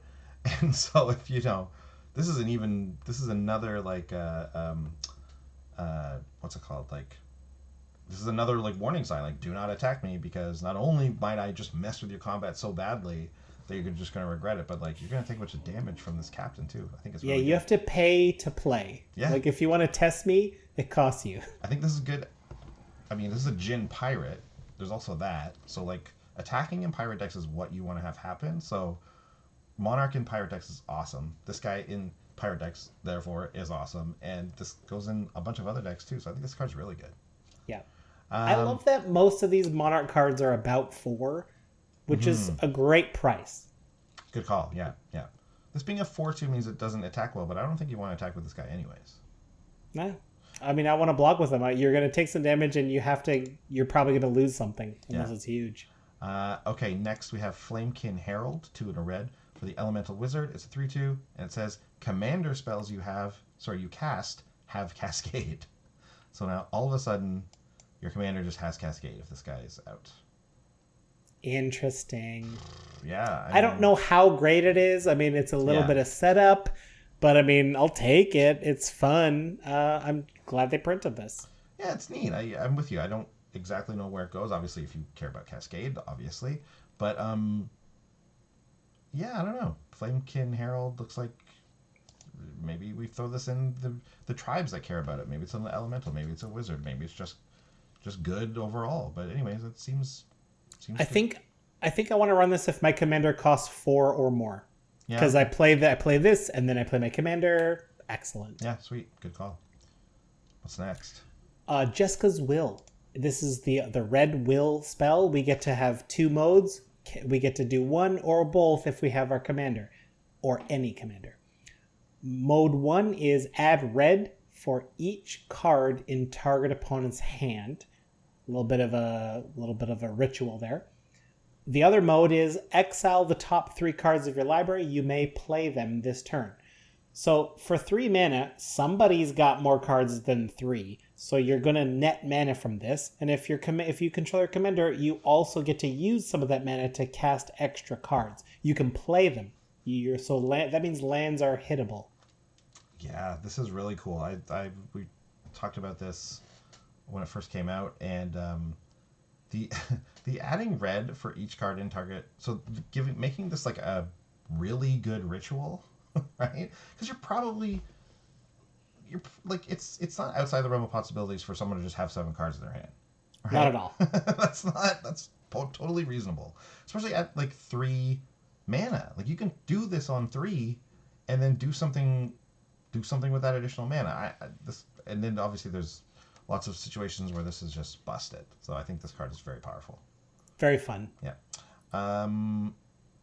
Wheel of Misfortune. This is a cool one. I mean, talking about bringing back those powerful vintage era rares like cards. This is kind of doing that. This is a great twist on it. Yeah. So Wheel of Misfortune is 2 in a red. A lot of text here. It's a sorcery rare. Each player secretly chooses a number 0 or greater. Then, all players reveal those numbers simultaneously and determine the highest and lowest numbers revealed this way. Stay with me. Wheel of Misfortune deals damage equal to the highest number to each player who chose that number. Each player who didn't choose the lowest number discards their hand, then draws 7 cards. Amazing. So amazing. So the great thing is here is if you don't want any part of this card, just choose 0, right? And then you will not draw cards, and you won't take and any you damage. will not take damage. But every one of your opponents will draw 7. If you just chose 0. Yes, you're giving all of your opponents a new 7. No, but they have to. As long as they didn't choose doesn't, 0, right? No, the highest player also draws the 7. You're right. The Each player who didn't choose the lowest gets to do it. Right, exactly.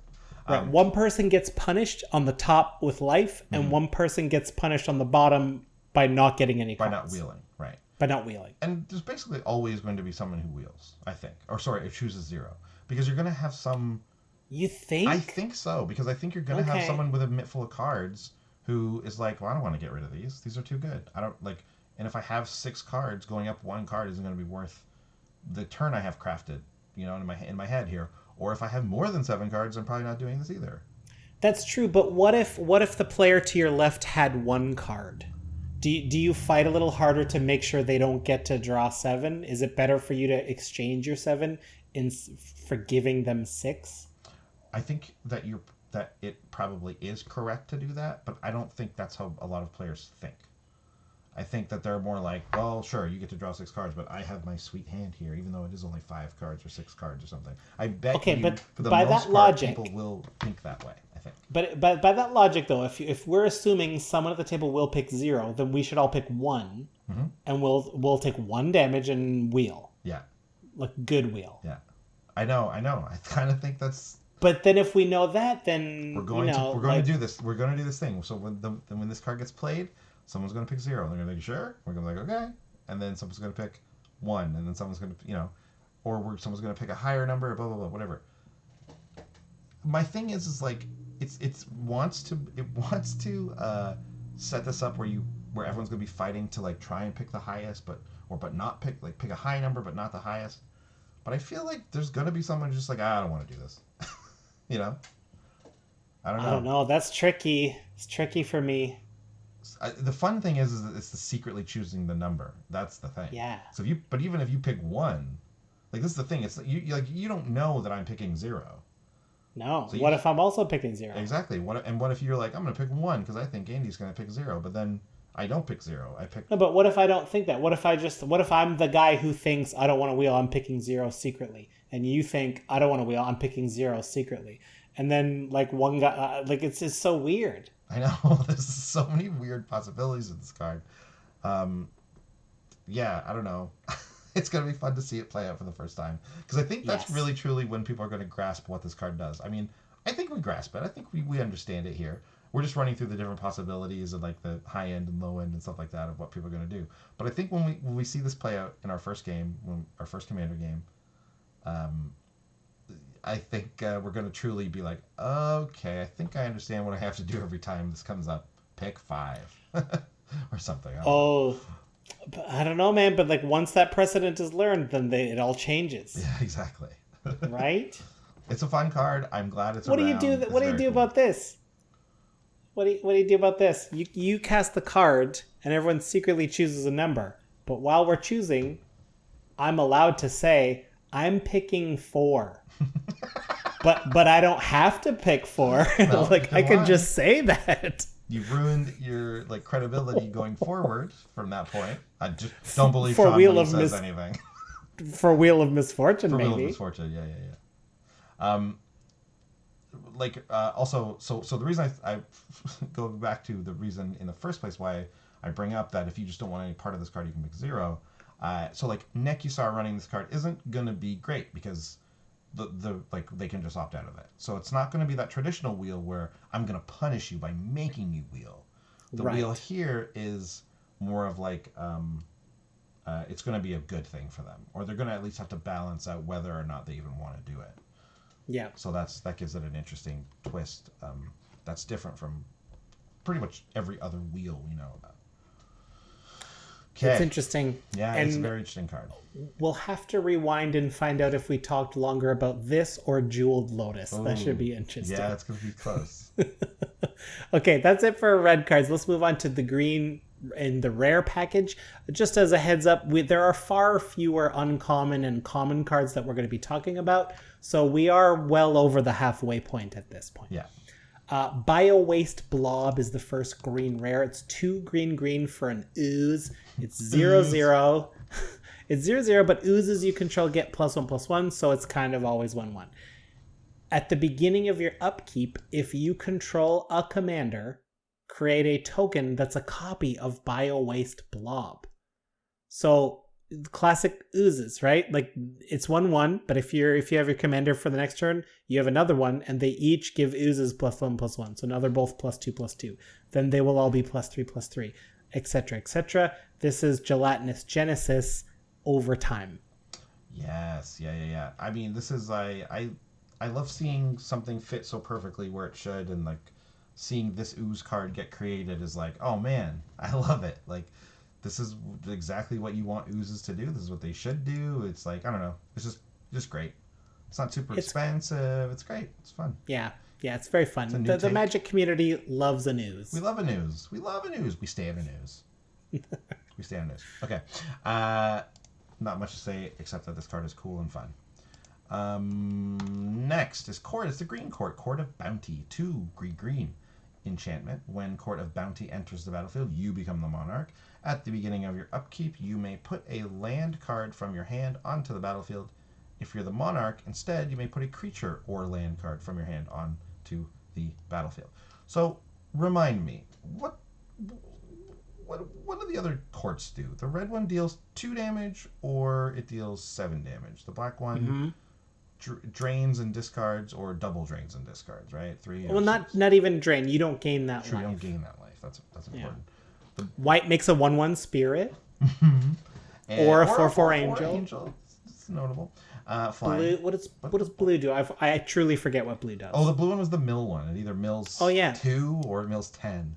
Okay. So this one we get to land card from your hand. So that's important to note. While that does feel very powerful, if you don't have that land, this is nothing. And we know that ability is it's either so good or it's pretty low down and not that great. Being able to just put creatures out So basically, if you can support this with card draw, this card is incredible no matter what you're doing. Right? Yeah. This card's incredible no matter if you're the Monarch or not. Like, this is... And as a green player, I would love to be the Monarch because I can protect it with all my giant creatures. Yes. So, like, this is, I think, the best court for Commander. Maybe? Am I right about that? I think so, right? It has to be. It's like just in a vacuum on raw power. Yes, this has the potential to do the most. I think without the card draw support, it loses a lot. We have to be able to keep that card draw up because eventually it is card draw. It is? No, it's not. Well, you're the Monarch, so you draw you cast it, you draw that card. And I forgot about the whole idea of the Monarch being involved in this. Yes, absolutely, you're right. The card draw comes right on it, so we're drawing 2 cards a turn. That's going to help us not only keep the monarchy, but be able to do this broken thing where we put land. So Court of Bounty draws us the extra card right away. I mean, well, at the first end step, we don't have to. We end our turn, we draw that extra card. Next turn, maybe we're not the Monarch because someone attacked us. Doesn't matter. Play an extra land. Like, still get to play an extra land. Pretty sweet. It won't be long until I am very well equipped to cast massive creatures. If anything, I've ramped so much I'm casting all my huge creatures. It's like, well, I got nothing else to put out. Yeah. That's why you need that card draw. So I think this is the best one. And I was gonna say, like, I think they've done a really good job of balancing them across the mana costs. So, like, I think for the most part, again, correct me if I'm wrong, I think they do all cost 4, except the red one cost 5, I think. Which seems like it should be less. No. Like, and the blue one costs 3. Oh, okay, so the blue one's cheaper. Well, that makes sense because the mill is like... I think the mill one should probably cost less. But I would have been more interested to find out what if they kept them all at 4. You know what I mean? What would that be? What does that mean? Does that mean taking that 7 damage down to 6 for the red one? Does it mean mill 20 cards if you're the Monarch? Mill 4 and 20? Something crazy like that? I don't know. But anyways, probably not that much. That sounds wild. Again, not a developer here, not a card designer. But Court of Bounty is very good, and run it in... I'd say you could make an argument that this can go in just about any green deck and be pretty good. Let's talk about Dawnglade Regent. It's 5 green for an 8/8 elk. It's a very big elk. When Dawnglade Regent enters the battlefield, you become the Monarch, and as long as you're the Monarch, permanents you control have hexproof. This is reminiscent of the archetype of... Endurance, thank you. How much did that cost? 7? I think it's... Or more than 7? I think it's 7. Archetype of Endurance is a very frustrating card. That's 8. Oh, what is it? Archetype is 8. It's a very frustrating card because once it hits, it's like, now I can't do anything to any of your creatures. This is permanence. You can't even touch my enchantments anymore. So one of the best ways of getting the monarchy back is by destroying some key blockers or tapping them, but this prevents them from interacting with your board in any way. In general, not a big fan of hexproof in Commander. I prefer interactive games. I prefer not to have board states where it's just like, well, even if we wanted to do something, we don't get to, so just do your worst and win the game already. I think, obviously depending on the deck, but because this is the green version of this card, the Monarch, like, caring about the Monarch, I mean, you're going to hear, like, do you have any flyers? Can you block any flyers? And then that's how people are just going to take that monarchy from you. So I actually think this isn't really that good. Like, I would 100% run Archetype of Endurance over this every time. You think? I think so. Because that also takes away hexproof from your opponent's stuff, which is good. That's true. That's true. And it itself has hexproof, which this does too if you have the Monarch. But there's like it's way more difficult to deal with. This I hit you with a 1/1 flyer. I attack you with a spirit. Well, you don't have anything with reach. You don't have any flyers. Great, there you go. There's your monarchy gone. Now I can kill your Dawnblade Regent. So yeah, I think a 7-mana 8/8 is already like, well, this better do something pretty good. And while that second ability is good, the fact that it depends on the monarchy, I think is not as reliable as I'd like it to be. I mean, I love that. See, I like that about it. Give this reach and I'm in. Yeah, it's too good with reach. But that's the thing. If you have like a 7-mana 5/5 reach that does this, I'm in. I'm still in. I mean, I prefer this at least to like I prefer this for archetype. Maybe this is just our play style, but this is interactable in that way. Like I have an Achilles heel, and it's possible. Whereas Archetype of Endurance is like, well, hope you got a Wrath because there's no way around Yeah, this. well, so that's what I mean. So like, if we're including a card that gives all of our things hexproof, like, what are we doing if we're leaving ourselves an Achilles heel? It's like, either just don't play that card because you don't want to have that ability, or if you want that ability, you want it to stick, right? Like, I feel like most people are not going to be like, I'll leave it open so that my opponents can beat me. I mean, I'm not going to leave it open on purpose. Like, I would love to have some reach creatures. Yeah. But I think it leads to better story moments if they can figure out a way of it through a near impenetrable board. The only way through Archetype of Endurance is a Wrath, and like that's never a story. Agreed. Those are tough. That makes your board so tough to deal with. But I think. I don't know. I feel like this is going to be... I think the Monarchy moves around so much in games, and it's usually the player who has a bunch of flying blockers that can actually keep it. Yeah. Okay, next we have Kamal's Will. 3 and a green for an instant. Same thing here. If we choose one, but if we have a commander, we get both. Until end of turn, any number of target lands you control become 1/1 elemental creatures with vigilance, indestructible, and haste. They're still lands.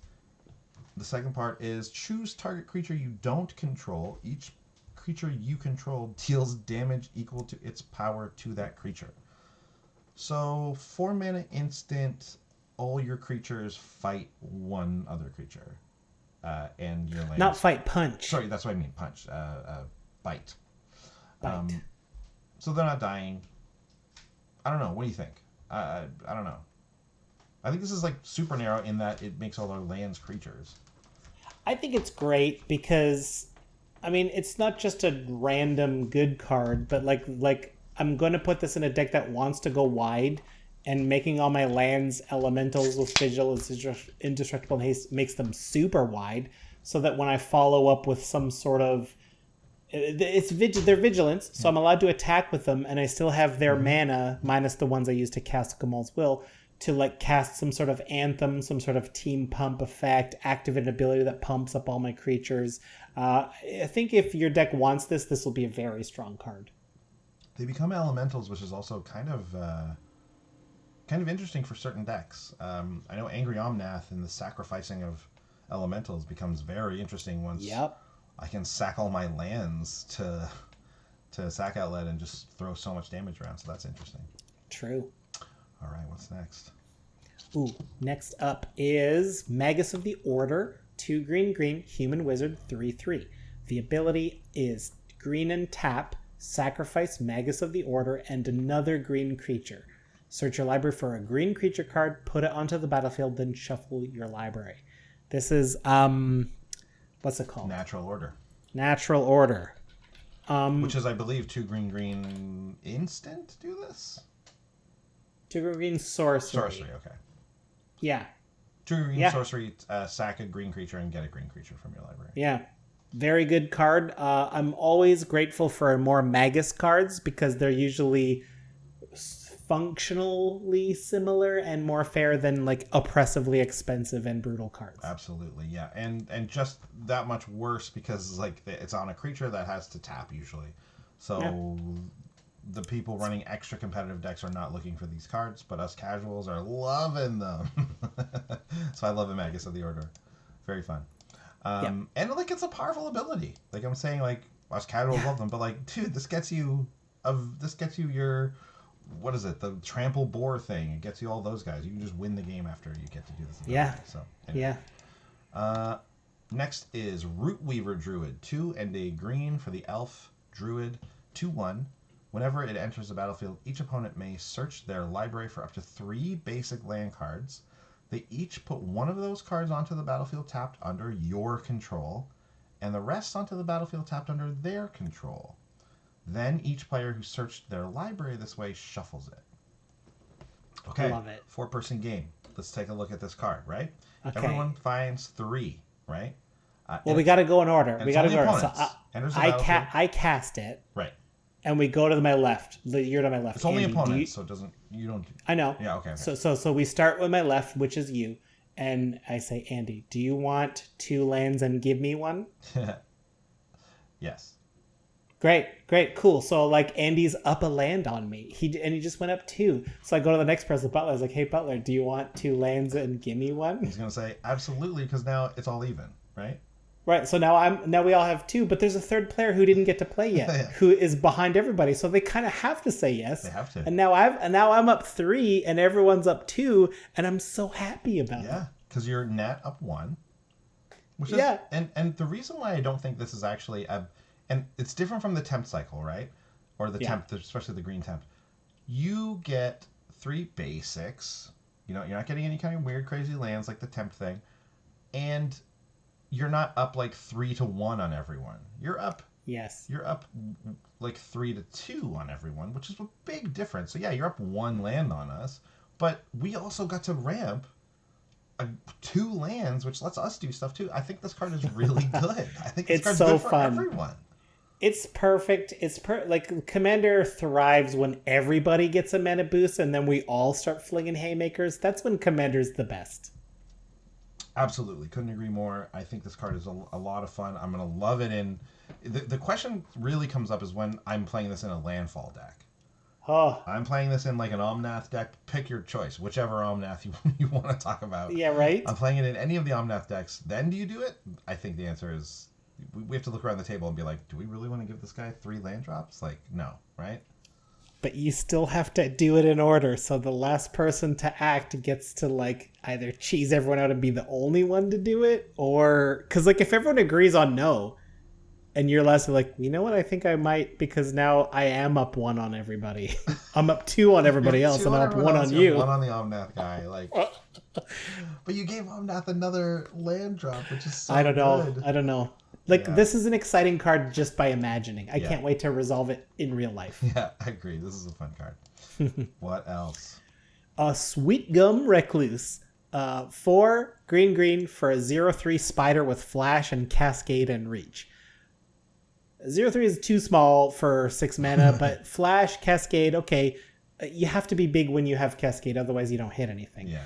When Sweet Gum Recluse enters the battlefield, put 3+1/+1 counters on each of any number of target creatures that enter the battlefield this turn.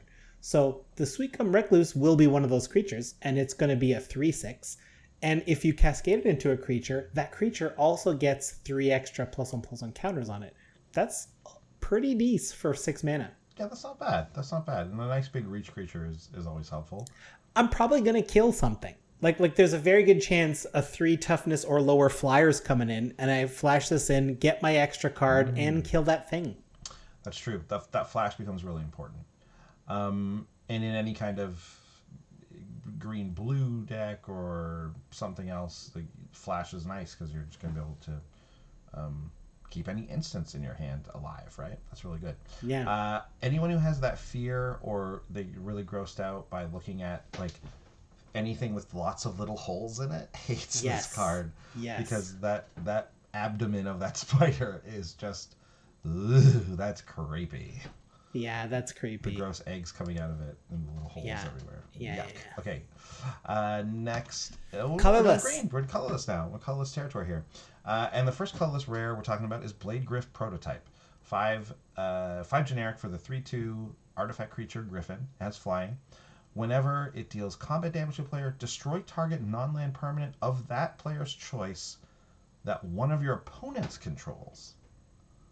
Fascinating. Amazing. Yeah. Amazing. Yeah. Wow. Interesting. So, I don't know. Give this thing double strike and then watch your opponents just toss around destroying things. This is really fun.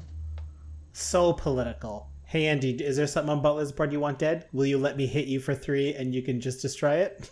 Yeah, will you let me hit you for 3 even though you have the Monarch and we can destroy that thing and I get to be the Monarch? It's like, that's not a bad trade, right? Like, it's not the I take worst. 3 damage, I lose the Monarch, but I get to destroy the thing that's really bothering me, you know?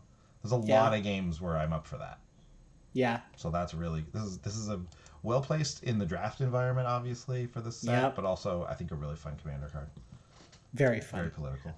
One more colorless card. Again, Wizards thanks for taking a commander ability and putting it on a colorless artifact, so every deck gets to play with this. This is Horizon Stone, 5 mana for an artifact. If you would lose unspent mana, that mana becomes colorless instead. It's Crew Fix's ability, but on an artifact, so now every deck gets to play that way. I love it. Yeah, I can't scroll down to look at it, but how much is this card going for right now? It's $3.25 right now, and then the special version's $10. So, I think that this card is really good, but at 5 mana, I understand why it's not like super expensive right now. But I think that this ability breaks the rules of Magic, and any card that does that is worth noting. So for only $3, I'm not saying this goes in every deck or anything, but I'm saying that this is a unique ability that you don't see printed too often, and when it does, it has a big effect on the game. I'm very interested in this card. I'd be looking to pick up a lot of these. Yeah. I'm V.I. Warshawski about this card. What a pull. V.I. Warshawski. Huge pull from Sean. This is the kind of content you get when we're 2 hours plus recording. You get this brain starts loop-de-looping in there, and who knows what it'll find. That's a V.I. Warshawski. The V.I. Warshawski of the episode is Horizon Stone. That's replacing the Audrix now. It's now the V.I. Warshawskis. I gotta get an altar of that who movie. played her. I want to say Kathleen Turner, but I think I'm Yes. wrong. Am I right? No, I think you're right. Yes. I've never seen that movie. However, if you type in VIWAR, you get V.I. Warshawski. That's too many though. That's most of them. I mean, what else could you possibly get? I guess, right? It is Kathleen Turner. I was right. Wow. Never saw that movie. Apparently, it's based on some books. That's my quick research of the day done right there. Okay. Okay. Very fun. Okay. There's the land cycle. Oh yeah. Right. Right. Yeah. So yeah. I mean, they gave us the other like commander lands. Mm-hmm. And so these are the ones that we didn't get. So these are the enemy colored ones, right? I don't know. Yes, I think they're enemy because Izzet's in here, and I know Izzet is an enemy. Blue-green is enemy as well, yeah. So, obviously these are just dual lands to us commander players, unless you're super late in the game, in which case it matters less. But, obviously these are so sick, and we're very happy, and I wanted them to print these forever in every set. Yep. Make them cheap. Please. Make these as cheap as temples. Yeah. How are these $10? I know why. They've never been printed before. But I'm telling you, what I'm saying is, these are the ones you need to put in every commander deck. Yes. And I think that now maybe we have the full cycle. I think they will start doing that. They better. I truly believe it, because Sol Ring used to be really expensive, right? Yeah. It did. And then they started putting in every deck because they were like, well, this is why this card exists now. This is a commander card. These are literally just for commander. You know? Yeah. So print these, put these in every single commander set from here to the end of time, because that's the point of them. I don't know. Is there anything? And I got nothing else to add to that. I was just gonna say we got one more rare land that isn't that cycle, and it's a colorless land that taps for colorless, but you can pay 3 and tap and pay life equal to the number of colors in your commander's color identity. Draw a card. 3 mana, draw a card, and pay a bit of life. That's a bit more mana than, you can usually pay 2 mana to draw a card. You're paying 3 mana and some life. So this really only has a place in decks that have a hard time drawing cards, in which case, Mono Red's probably very happy to use this. I think it's very, very specific that they called this the War Room. Because Because I feel like this is and look at the colors on this. This is a Boros card. Yeah. Right? This is definitely a Boros card. So, what cards let us draw cards on lands for 2, though? I'm not thinking about lands. I'm just thinking of just the average. Like a lot of times they're could pay 2 and 2 life and draw a card, or 1 black and 2 life. It's sure. This is just a higher than average rate. But I guess if it's on a land, you should pay a bit more for it because it's kind of a free card. It's Good deal. And I think 1 and 2 color decks, I think that's a fine, free, kind of free-ish spell to have on a land. I love that. Yeah. Even the 3 color commander. I mean, paying 3 life in those times when you need to draw a card, you'll happily do that for the most part, I think. Agreed. Okay. Uncommons. All right. Oh, wow, I forgot about uncommons and uncommons and commons. There's not like what do we have, about a dozen total added up? There's not so many. Okay, let's start. Black. The first black uncommon. There's no white uncommon that we're talking about. Is that right? Nope. Right. Nope. Okay. The black one. The first uncommon is black. It's Nadir's Nightblade. 2 and a black. For a 1/3 elf warrior, whenever a token you control leaves the battlefield, each opponent loses 1 life, and you gain 1 life. Not too much to say here. It's just interesting to see a like a blood artist type thing on that only cares about specifically tokens. Very interesting. Very and it's interesting. leaves. It doesn't have to die, so that's another interesting thing. Yeah, there's so many dials to turn on these. Here's yet another combination. And I think I feel like there are cards that care only about if non-token creatures die for this ability. Yes. So it's nice to see the opposite. We've also got an enchantment, Vow of Torment. 2 and a black for an enchant creature. Enchanted creature has +2/+2 and menace and can't attack you or a planeswalker you control. This is notable because it sort of completes that cycle. Well, actually, remember, it already was completed. Oh, that's right. But the other one was Fear. The other one was right? Intimidate. Intimidate. And I guess they wanted to update it. So now, if you look at the Vow cycle, there's 2 black ones. One has Intimidate and one has Menace. Uh-huh. And the other vows are in the set. Yes, the reprints. But we're not talking about the other ones because they're not new cards. Yes, exactly. And I guess they didn't want to reprint something with Intimidate on it because they're done with that. Right. So they just did it with Menace. Yeah. So not much to say. The vows are good in some aura decks, but otherwise I don't really see them get played too much. Next we have, we're into red. Coastline Marauders, 2 and a red for an 0/3 human pirate with trample. Whenever it attacks, it gets +1/+0 until end of turn for each land defending player controls. So that can get pretty big. And it has Encore for 4 and 2 red. I think this can be, like, if we're talking about attacking and getting through and dealing damage, which is what these pirates want to do, I think this is interesting. I mean, 3 toughness isn't a ton, but this can do a lot of damage. It's not a ton, but I'm planning, like, by the time I cast this first and attack, I'm probably a 5/3.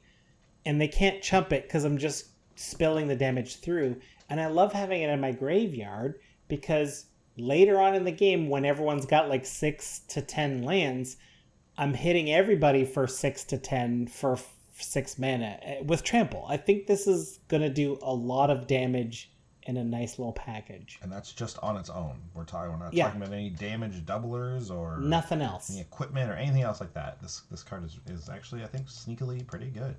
Mm-hmm. What's next? Explosion of Riches, 5 and a red for a sorcery. You draw a card, then each other player may draw a card. Whenever a card is drawn this way, Explosion of Riches deals 5 damage to target opponent chosen at random from among your opponents. Okay, so explain this. So I draw a card. Yeah. Then each other player may.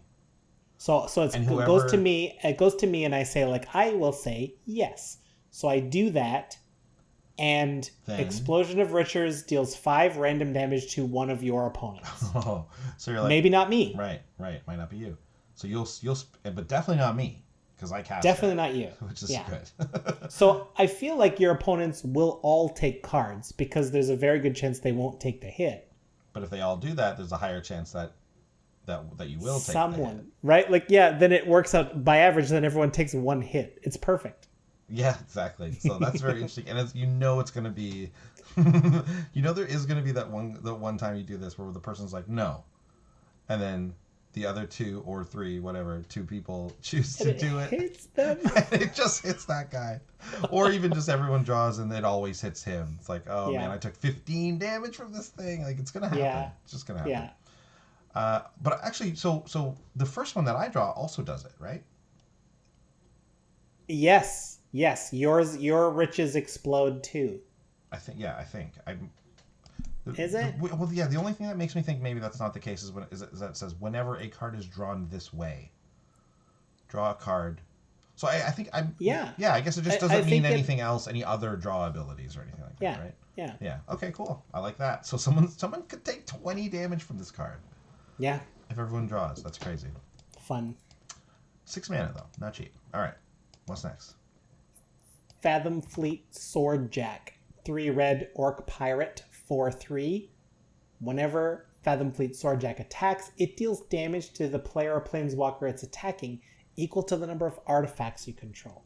And it has Encore for 5 and a red. Much like that Trampoly Land one, in the right deck, this one, like the first attack could do like 6 or 7 to somebody. And if it's that same deck, there's a, you wait until the right time to Encore, but you could do another like 10 to somebody. Yeah, definitely. Akiri Lineslinger, look out. Yeah. Next we have Frenzied Saddle Brute. 4 and a red for a 5/4 haste Orc Warrior.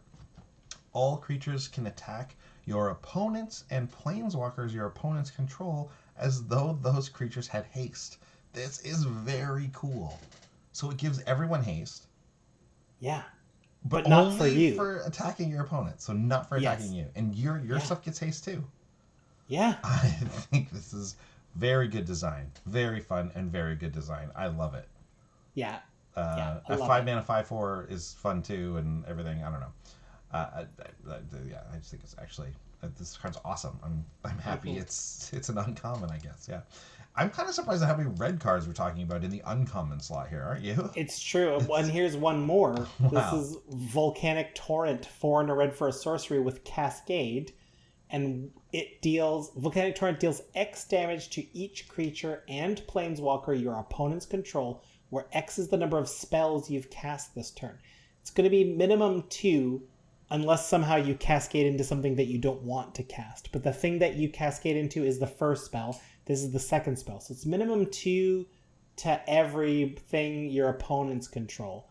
But it's easy in the spelly deck. It's easy to get like 2 or 3 cantrips on there before you cast this. And basically turn into a one-sided board wipe in addition to that cascade. Yeah, this is a sneaky storm spell. Yeah. This is a way to sneak storm into the set, kind of, right? Yes. Yeah, interesting. So one-sided board wipe, that's basically storm. Yeah. That sounds like kind of on the surface it doesn't look that good. Like I'm like, 5 mana for this cascade, yeah, okay, but just knowing that what storm is capable of, I'm just like, I bet this is a pretty powerful card. Yeah. It can't end games though. It can't hit players. It's only planeswalkers or creatures though. Okay, wow, we've moved into colorless here, and Ingenuity Engine is the card we're talking about. It's a 7 mana uncommon artifact with Cascade, so 7 mana Cascade. Pay 1 and tap it, sacrifice an artifact, return target artifact you control to its owner's hand. This one I felt like we're talking about because of the sacrifice an artifact thing. Like that's not something you see all the time, and being able to do this is a kind of shenanigans that... This is a classic card that looks like it doesn't do anything, and then you're like, oh, actually, this is part of a crazy engine that just is an infinite combo or something. We have to pay 7 mana up front, but we get something else. We get something else, exactly. We get a Cascade, so not bad. Keep an eye on this card. And there are at least 6 or 7 other artifacts hidden in the drawing. And people, I've read threads that they're discovering more all the time. No There's way, really? so many secrets. Well, I mean, just to start you off, the bottom shell is the bottom of Commander's Sphere. Yeah. Right? And then up there I can see... Oh, this is my favorite. You see on the top left... That Nizan's Hammer of Nizan is in there. Oh, probably. I haven't seen that in the one. middle, kind of on the left side. You see it there? Or is that Loxodon and Warhammer? Yeah, I think it's Hammer of Nizan. I think it's Hammer of Nizan. It's got that weird Howling Mine, those like weird dashes, those Pac-Man lines coming out on the top left. Yeah, on the top left, yeah. Anyway, this is find this art. There's so many hidden Easter eggs in this artifact. Wow, you're right. There really is. I mean, that's a soul ring going around the middle. Yep. And then we've got Sword of Body and Mind, and looks like Feast and Famine. Yeah, Feast and Famine's there too. This is fun. I like this. And people have suggested that like the room that it's in is like a doubling cube or something like that. Like it just keeps. It's great. It's great. That is fun. Okay, what's next? We have an uncommon colorless land. It's Guildless Commons. It enters the battlefield tapped, and when it enters the battlefield, you return a land to your hand, and it taps for 2 colorless.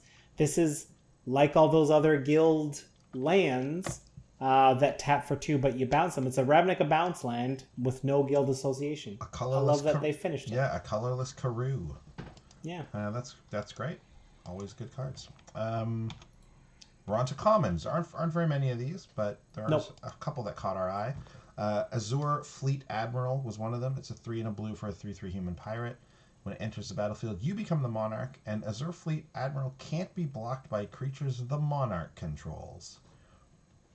So this card is getting in if they take the Monarchy from you. Simple as that. So you're always taking it back. This is a pretty nice card to have in games where that matters, and this card makes that matter. So. We also have Fall from Favor. This is 2 and a blue for an enchantment aura. Enchant Creature. When it enters the battlefield, tap Enchanted Creature, and you become the Monarch. Enchanted Creature doesn't untap during its controller's untap step unless that player is the Monarch. It's not great or anything, but I just thought it was interesting that they're kind of making this, they're turning this card from a definite limited only card into something that we could possibly care about in Commander. I get it that this is a mix of Commander and Limited, this set, so that's why it's happening, but I just think it's neat. It is also worth noting this is the cheapest way to get the Commander. It's tied for the cheapest way. 3 mana to get the Monarchy.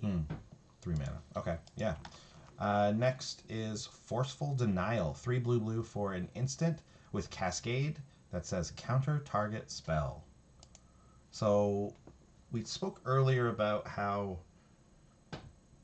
it's not great to run Cascade in decks with a lot of counterspells because we don't want to cascade into our counterspells. So that kind of rules this out as an extra counterspell we want to put in one of those types of decks. So if we're not talking about that, then we're talking about maybe putting it into just a regular deck, or maybe something with a lot of other instant speed stuff in it. But then I'm thinking, is this good enough? So that's the question, right? Is 5 mana Cascade, counter target spell, is that going to replace your, Naturalize or Negate or Counterspell? I don't think so. I mean, I probably wouldn't be too scared of running this if I had one other counterspell in my deck. But, I don't know, 5 mana to counter a spell is a lot. Mm-hmm. And I hate cascading into a Signet. Yeah. It feels bad. Yeah. It's still effective. It still ramps you. It doesn't matter. So you're just hoping for something that matters, right? Yeah. Yeah. I agree. So I don't know it's if there's neat, a deck for but this. I don't love it. We'll see. Yeah. All right. What's next? We've got a black card here. This is Elvish Doomsayer. 1 and a black for a 1/1 Elf Shaman. When it dies, each opponent discards a card. I just think it's really interesting thematically to be the opposite of the Elfish. Yeah. What's it? The one that draws you a card. And I think it is notable when so a lot of creatures, I'll run decks where I'll have little creatures with death touch that are cheap because it's no one's going to attack me. And there are this functions similarly where it's I don't really want to attack you because you'll just throw this in front and now we all discard a card. I'm happy either way.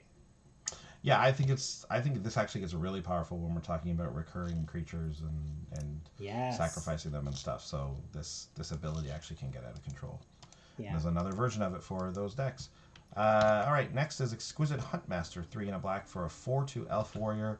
When it dies, create a 1/1 green Elf Warrior creature token and has Encore for 4 and a black. Nothing fancy, but this ability can be pretty sweet. Again, in those sacrifice decks, there's a lot of where this elf deck lies, and just the ability to Encore, and then you kind of actually get to keep something permanently. Just a nice deal for decks looking for creatures to sacrifice, especially if we care about elves, obviously. So yeah. Yeah. This is our red common, Impulsive Pilferer. Single red for a 1/1 Goblin Pirate, and when it dies, you create a treasure token.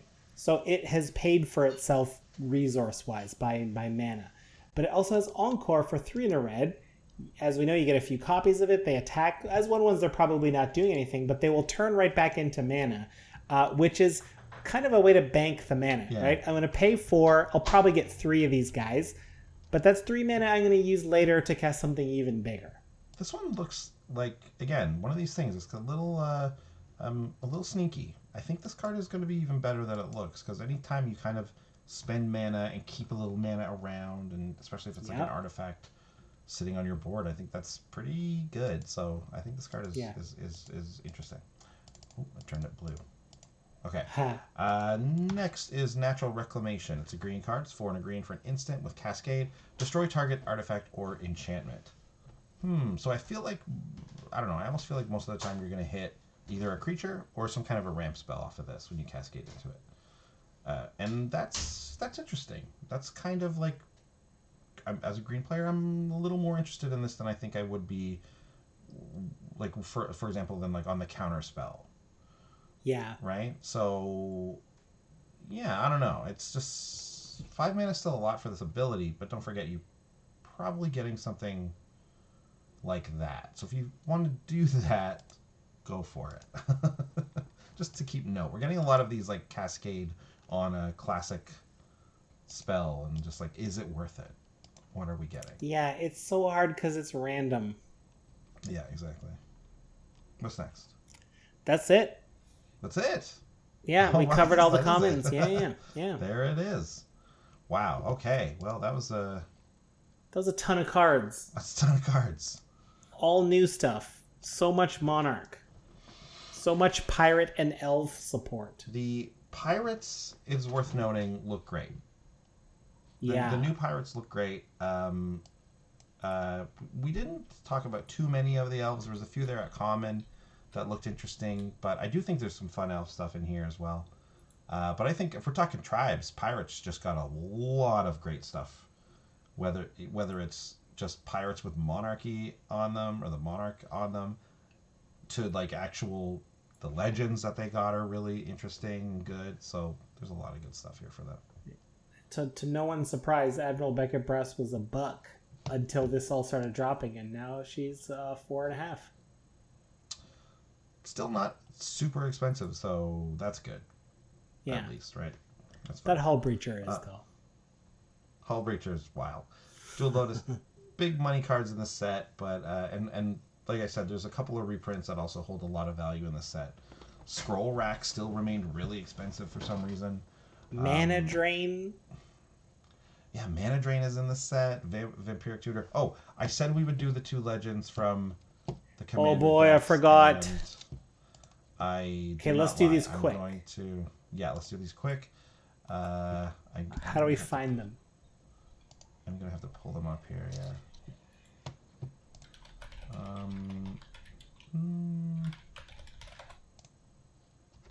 Okay. Did I find them? No. Type legendary. That's what I want. Okay, I got them. Okay. First up, we have Wildest, Soul of Steel. 1 red, white for the 2/2 legendary human warrior with trample. Whenever Wildest, Soul of Steel attacks, draw a card for each aura and equipment attached to it. This is a good Boros equipment / aura commander, I think, right? You get to draw a bunch of cards when you attack with it? That's exactly what we've been asking for Boros to get for a long time now. Yeah. So it asks us to be a Voltron deck. And it rewards us by refilling our hand all the time. But it does come with the typical drawback that every Voltron commander deck has, that if one of those enchantments or equipments aren't protection, you could lose everything with 1 spell. Yeah, and I'd also ask that you like playing Voltron decks. Yes. I've found through building 1 or 2 of them that I don't really like it. So it's not really something I'm thinking of playing. Although I am constantly intrigued by the idea of an equipment-based Voltron deck, which I have not built yet. So we'll see. But I think this, like I said, this card is something we've been asking for, and it's something that we kind of finally have a little bit. The next one, do you have the next one up, or do you want me to just read it? I don't know what the next one is. Oh, you don't? Okay. The next one is AC, Tyrant of Gyre Strait. So keep in mind what that Boros commander. We just like Oh. a nice upgrade, right? A very nice upgrade. Something we've been wanting. A little bit of card draw. I see Tyrant of Gyre Strait. 4 green, blue, the 2 best colors in Commander, no question. 5/5 Legendary Serpent. You may play an additional land on each of your turns. Whenever a land enters the battlefield under your control, you can draw a card. So Tatyova's already basically busted. Yeah. And we pay 1 more mana to get AC. And we trade in the gaining 1 life part of Tatyova for the ability to play an additional land, which is bonkers. Like, I play a land, I drew a card. Oh, guess what? It's a land. Play that land. It's like, I'm just going to draw another card. It's a land. I'm going to play 2 next turn. So don't worry about me. I'm just going to keep drawing cards. This is stupid. This is stupid. This is the one card that seems to have, like, kind of snuck through the standard playtest / like, well, I'm turning invisible in the green screen. Like, it's made its way from standard to commander. Like, this is what I was afraid of. I thought we were going to see all kinds of stuff like this where it was like, what? More like this? Luckily, it is only this one creature, but man, oh man, this creature is, I don't know. It's almost, it's like it's boring to me. You know what I mean? Like, this is too good on the nose. These colors are already so good. Like, you couldn't have let that Boros Commander say that when any of your creatures with an aura or an equipment attacks, you draw something? Right? Yeah. Like, we couldn't have at least shared. You could have shared that with other creatures. I don't know. I just like, this guy just needs to be like, just needs to not play the additional land thing, because you're already going to play. Like, I don't know. Again, you're right. Tatyova already is this ability. Like, can we think of something else? Can we do anything else? Tatyova is already this ability, and Tatyova is a commander that when you sit down and you see Tatyova, you're like, oh, well, we're all going after this person, right? Like, we're not going to let this person go. It's like, this is more. This does more. Yeah, it does more. It does more. And Tatyova's in this deck every time, 100%. Yeah, right? 100%. Like, Tatyova's best friend is a card that lets you play more than 1 land a turn, because you end up drawing all those extra cards, but you can't play the extra lands. Like, oh, I got a mitt full of lands, nothing to do with them.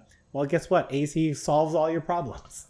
Also, my favorite thing about this is that someone was like, hey, I know what we'll do. We'll make these 2 commander decks, which are meant to be played against each other. I'm going to make one of them a Boros equipment deck. I'm going to make the other one a Simic extra land, draw extra cards thing. And I get that, like, maybe 1v1, the attacking thing is a little different if you actually, like, do the thing where you buy both these decks and we just sit down and play them against each other. That's different. But I'm talking about a game of Commander here. I'm talking about a 4-player multiplayer game of Commander where we've taken these 2 and maybe we've played them against maybe even 2 other precons or something like that. That Boros deck is getting crushed by this Gyre Strait deck. And from all the things that I've read about these decks, that is absolutely the case. It is one is much more powerful and much better than the other. Huh. So yeah. Anyways, there it is. I just had an idea for a new commander, Andy. Do you want to hear it? I would love to hear it. I'd love to hear it. The name is work in progress, but it's 7 mana. It's 5 green blue. You're allowed to play 2 additional lands on your turn. And whenever a land enters the battlefield, you draw a card and you gain a life. Okay, so you just added the landfall and full-on Tatyova. That seems too good, Sean. Guess what? R&D just gave me a raise. Yeah. It's almost like something happened where they forgot that playing extra lands is broken. And there's a reason why that ability was not printed for a very long time. And that all the cards that had that ability are crazy expensive, you know?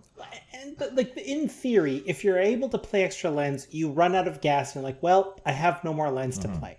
But every time you play a land, you draw cards, so you keep the train rolling. Yeah, man. That's the true thing. It's its own engine.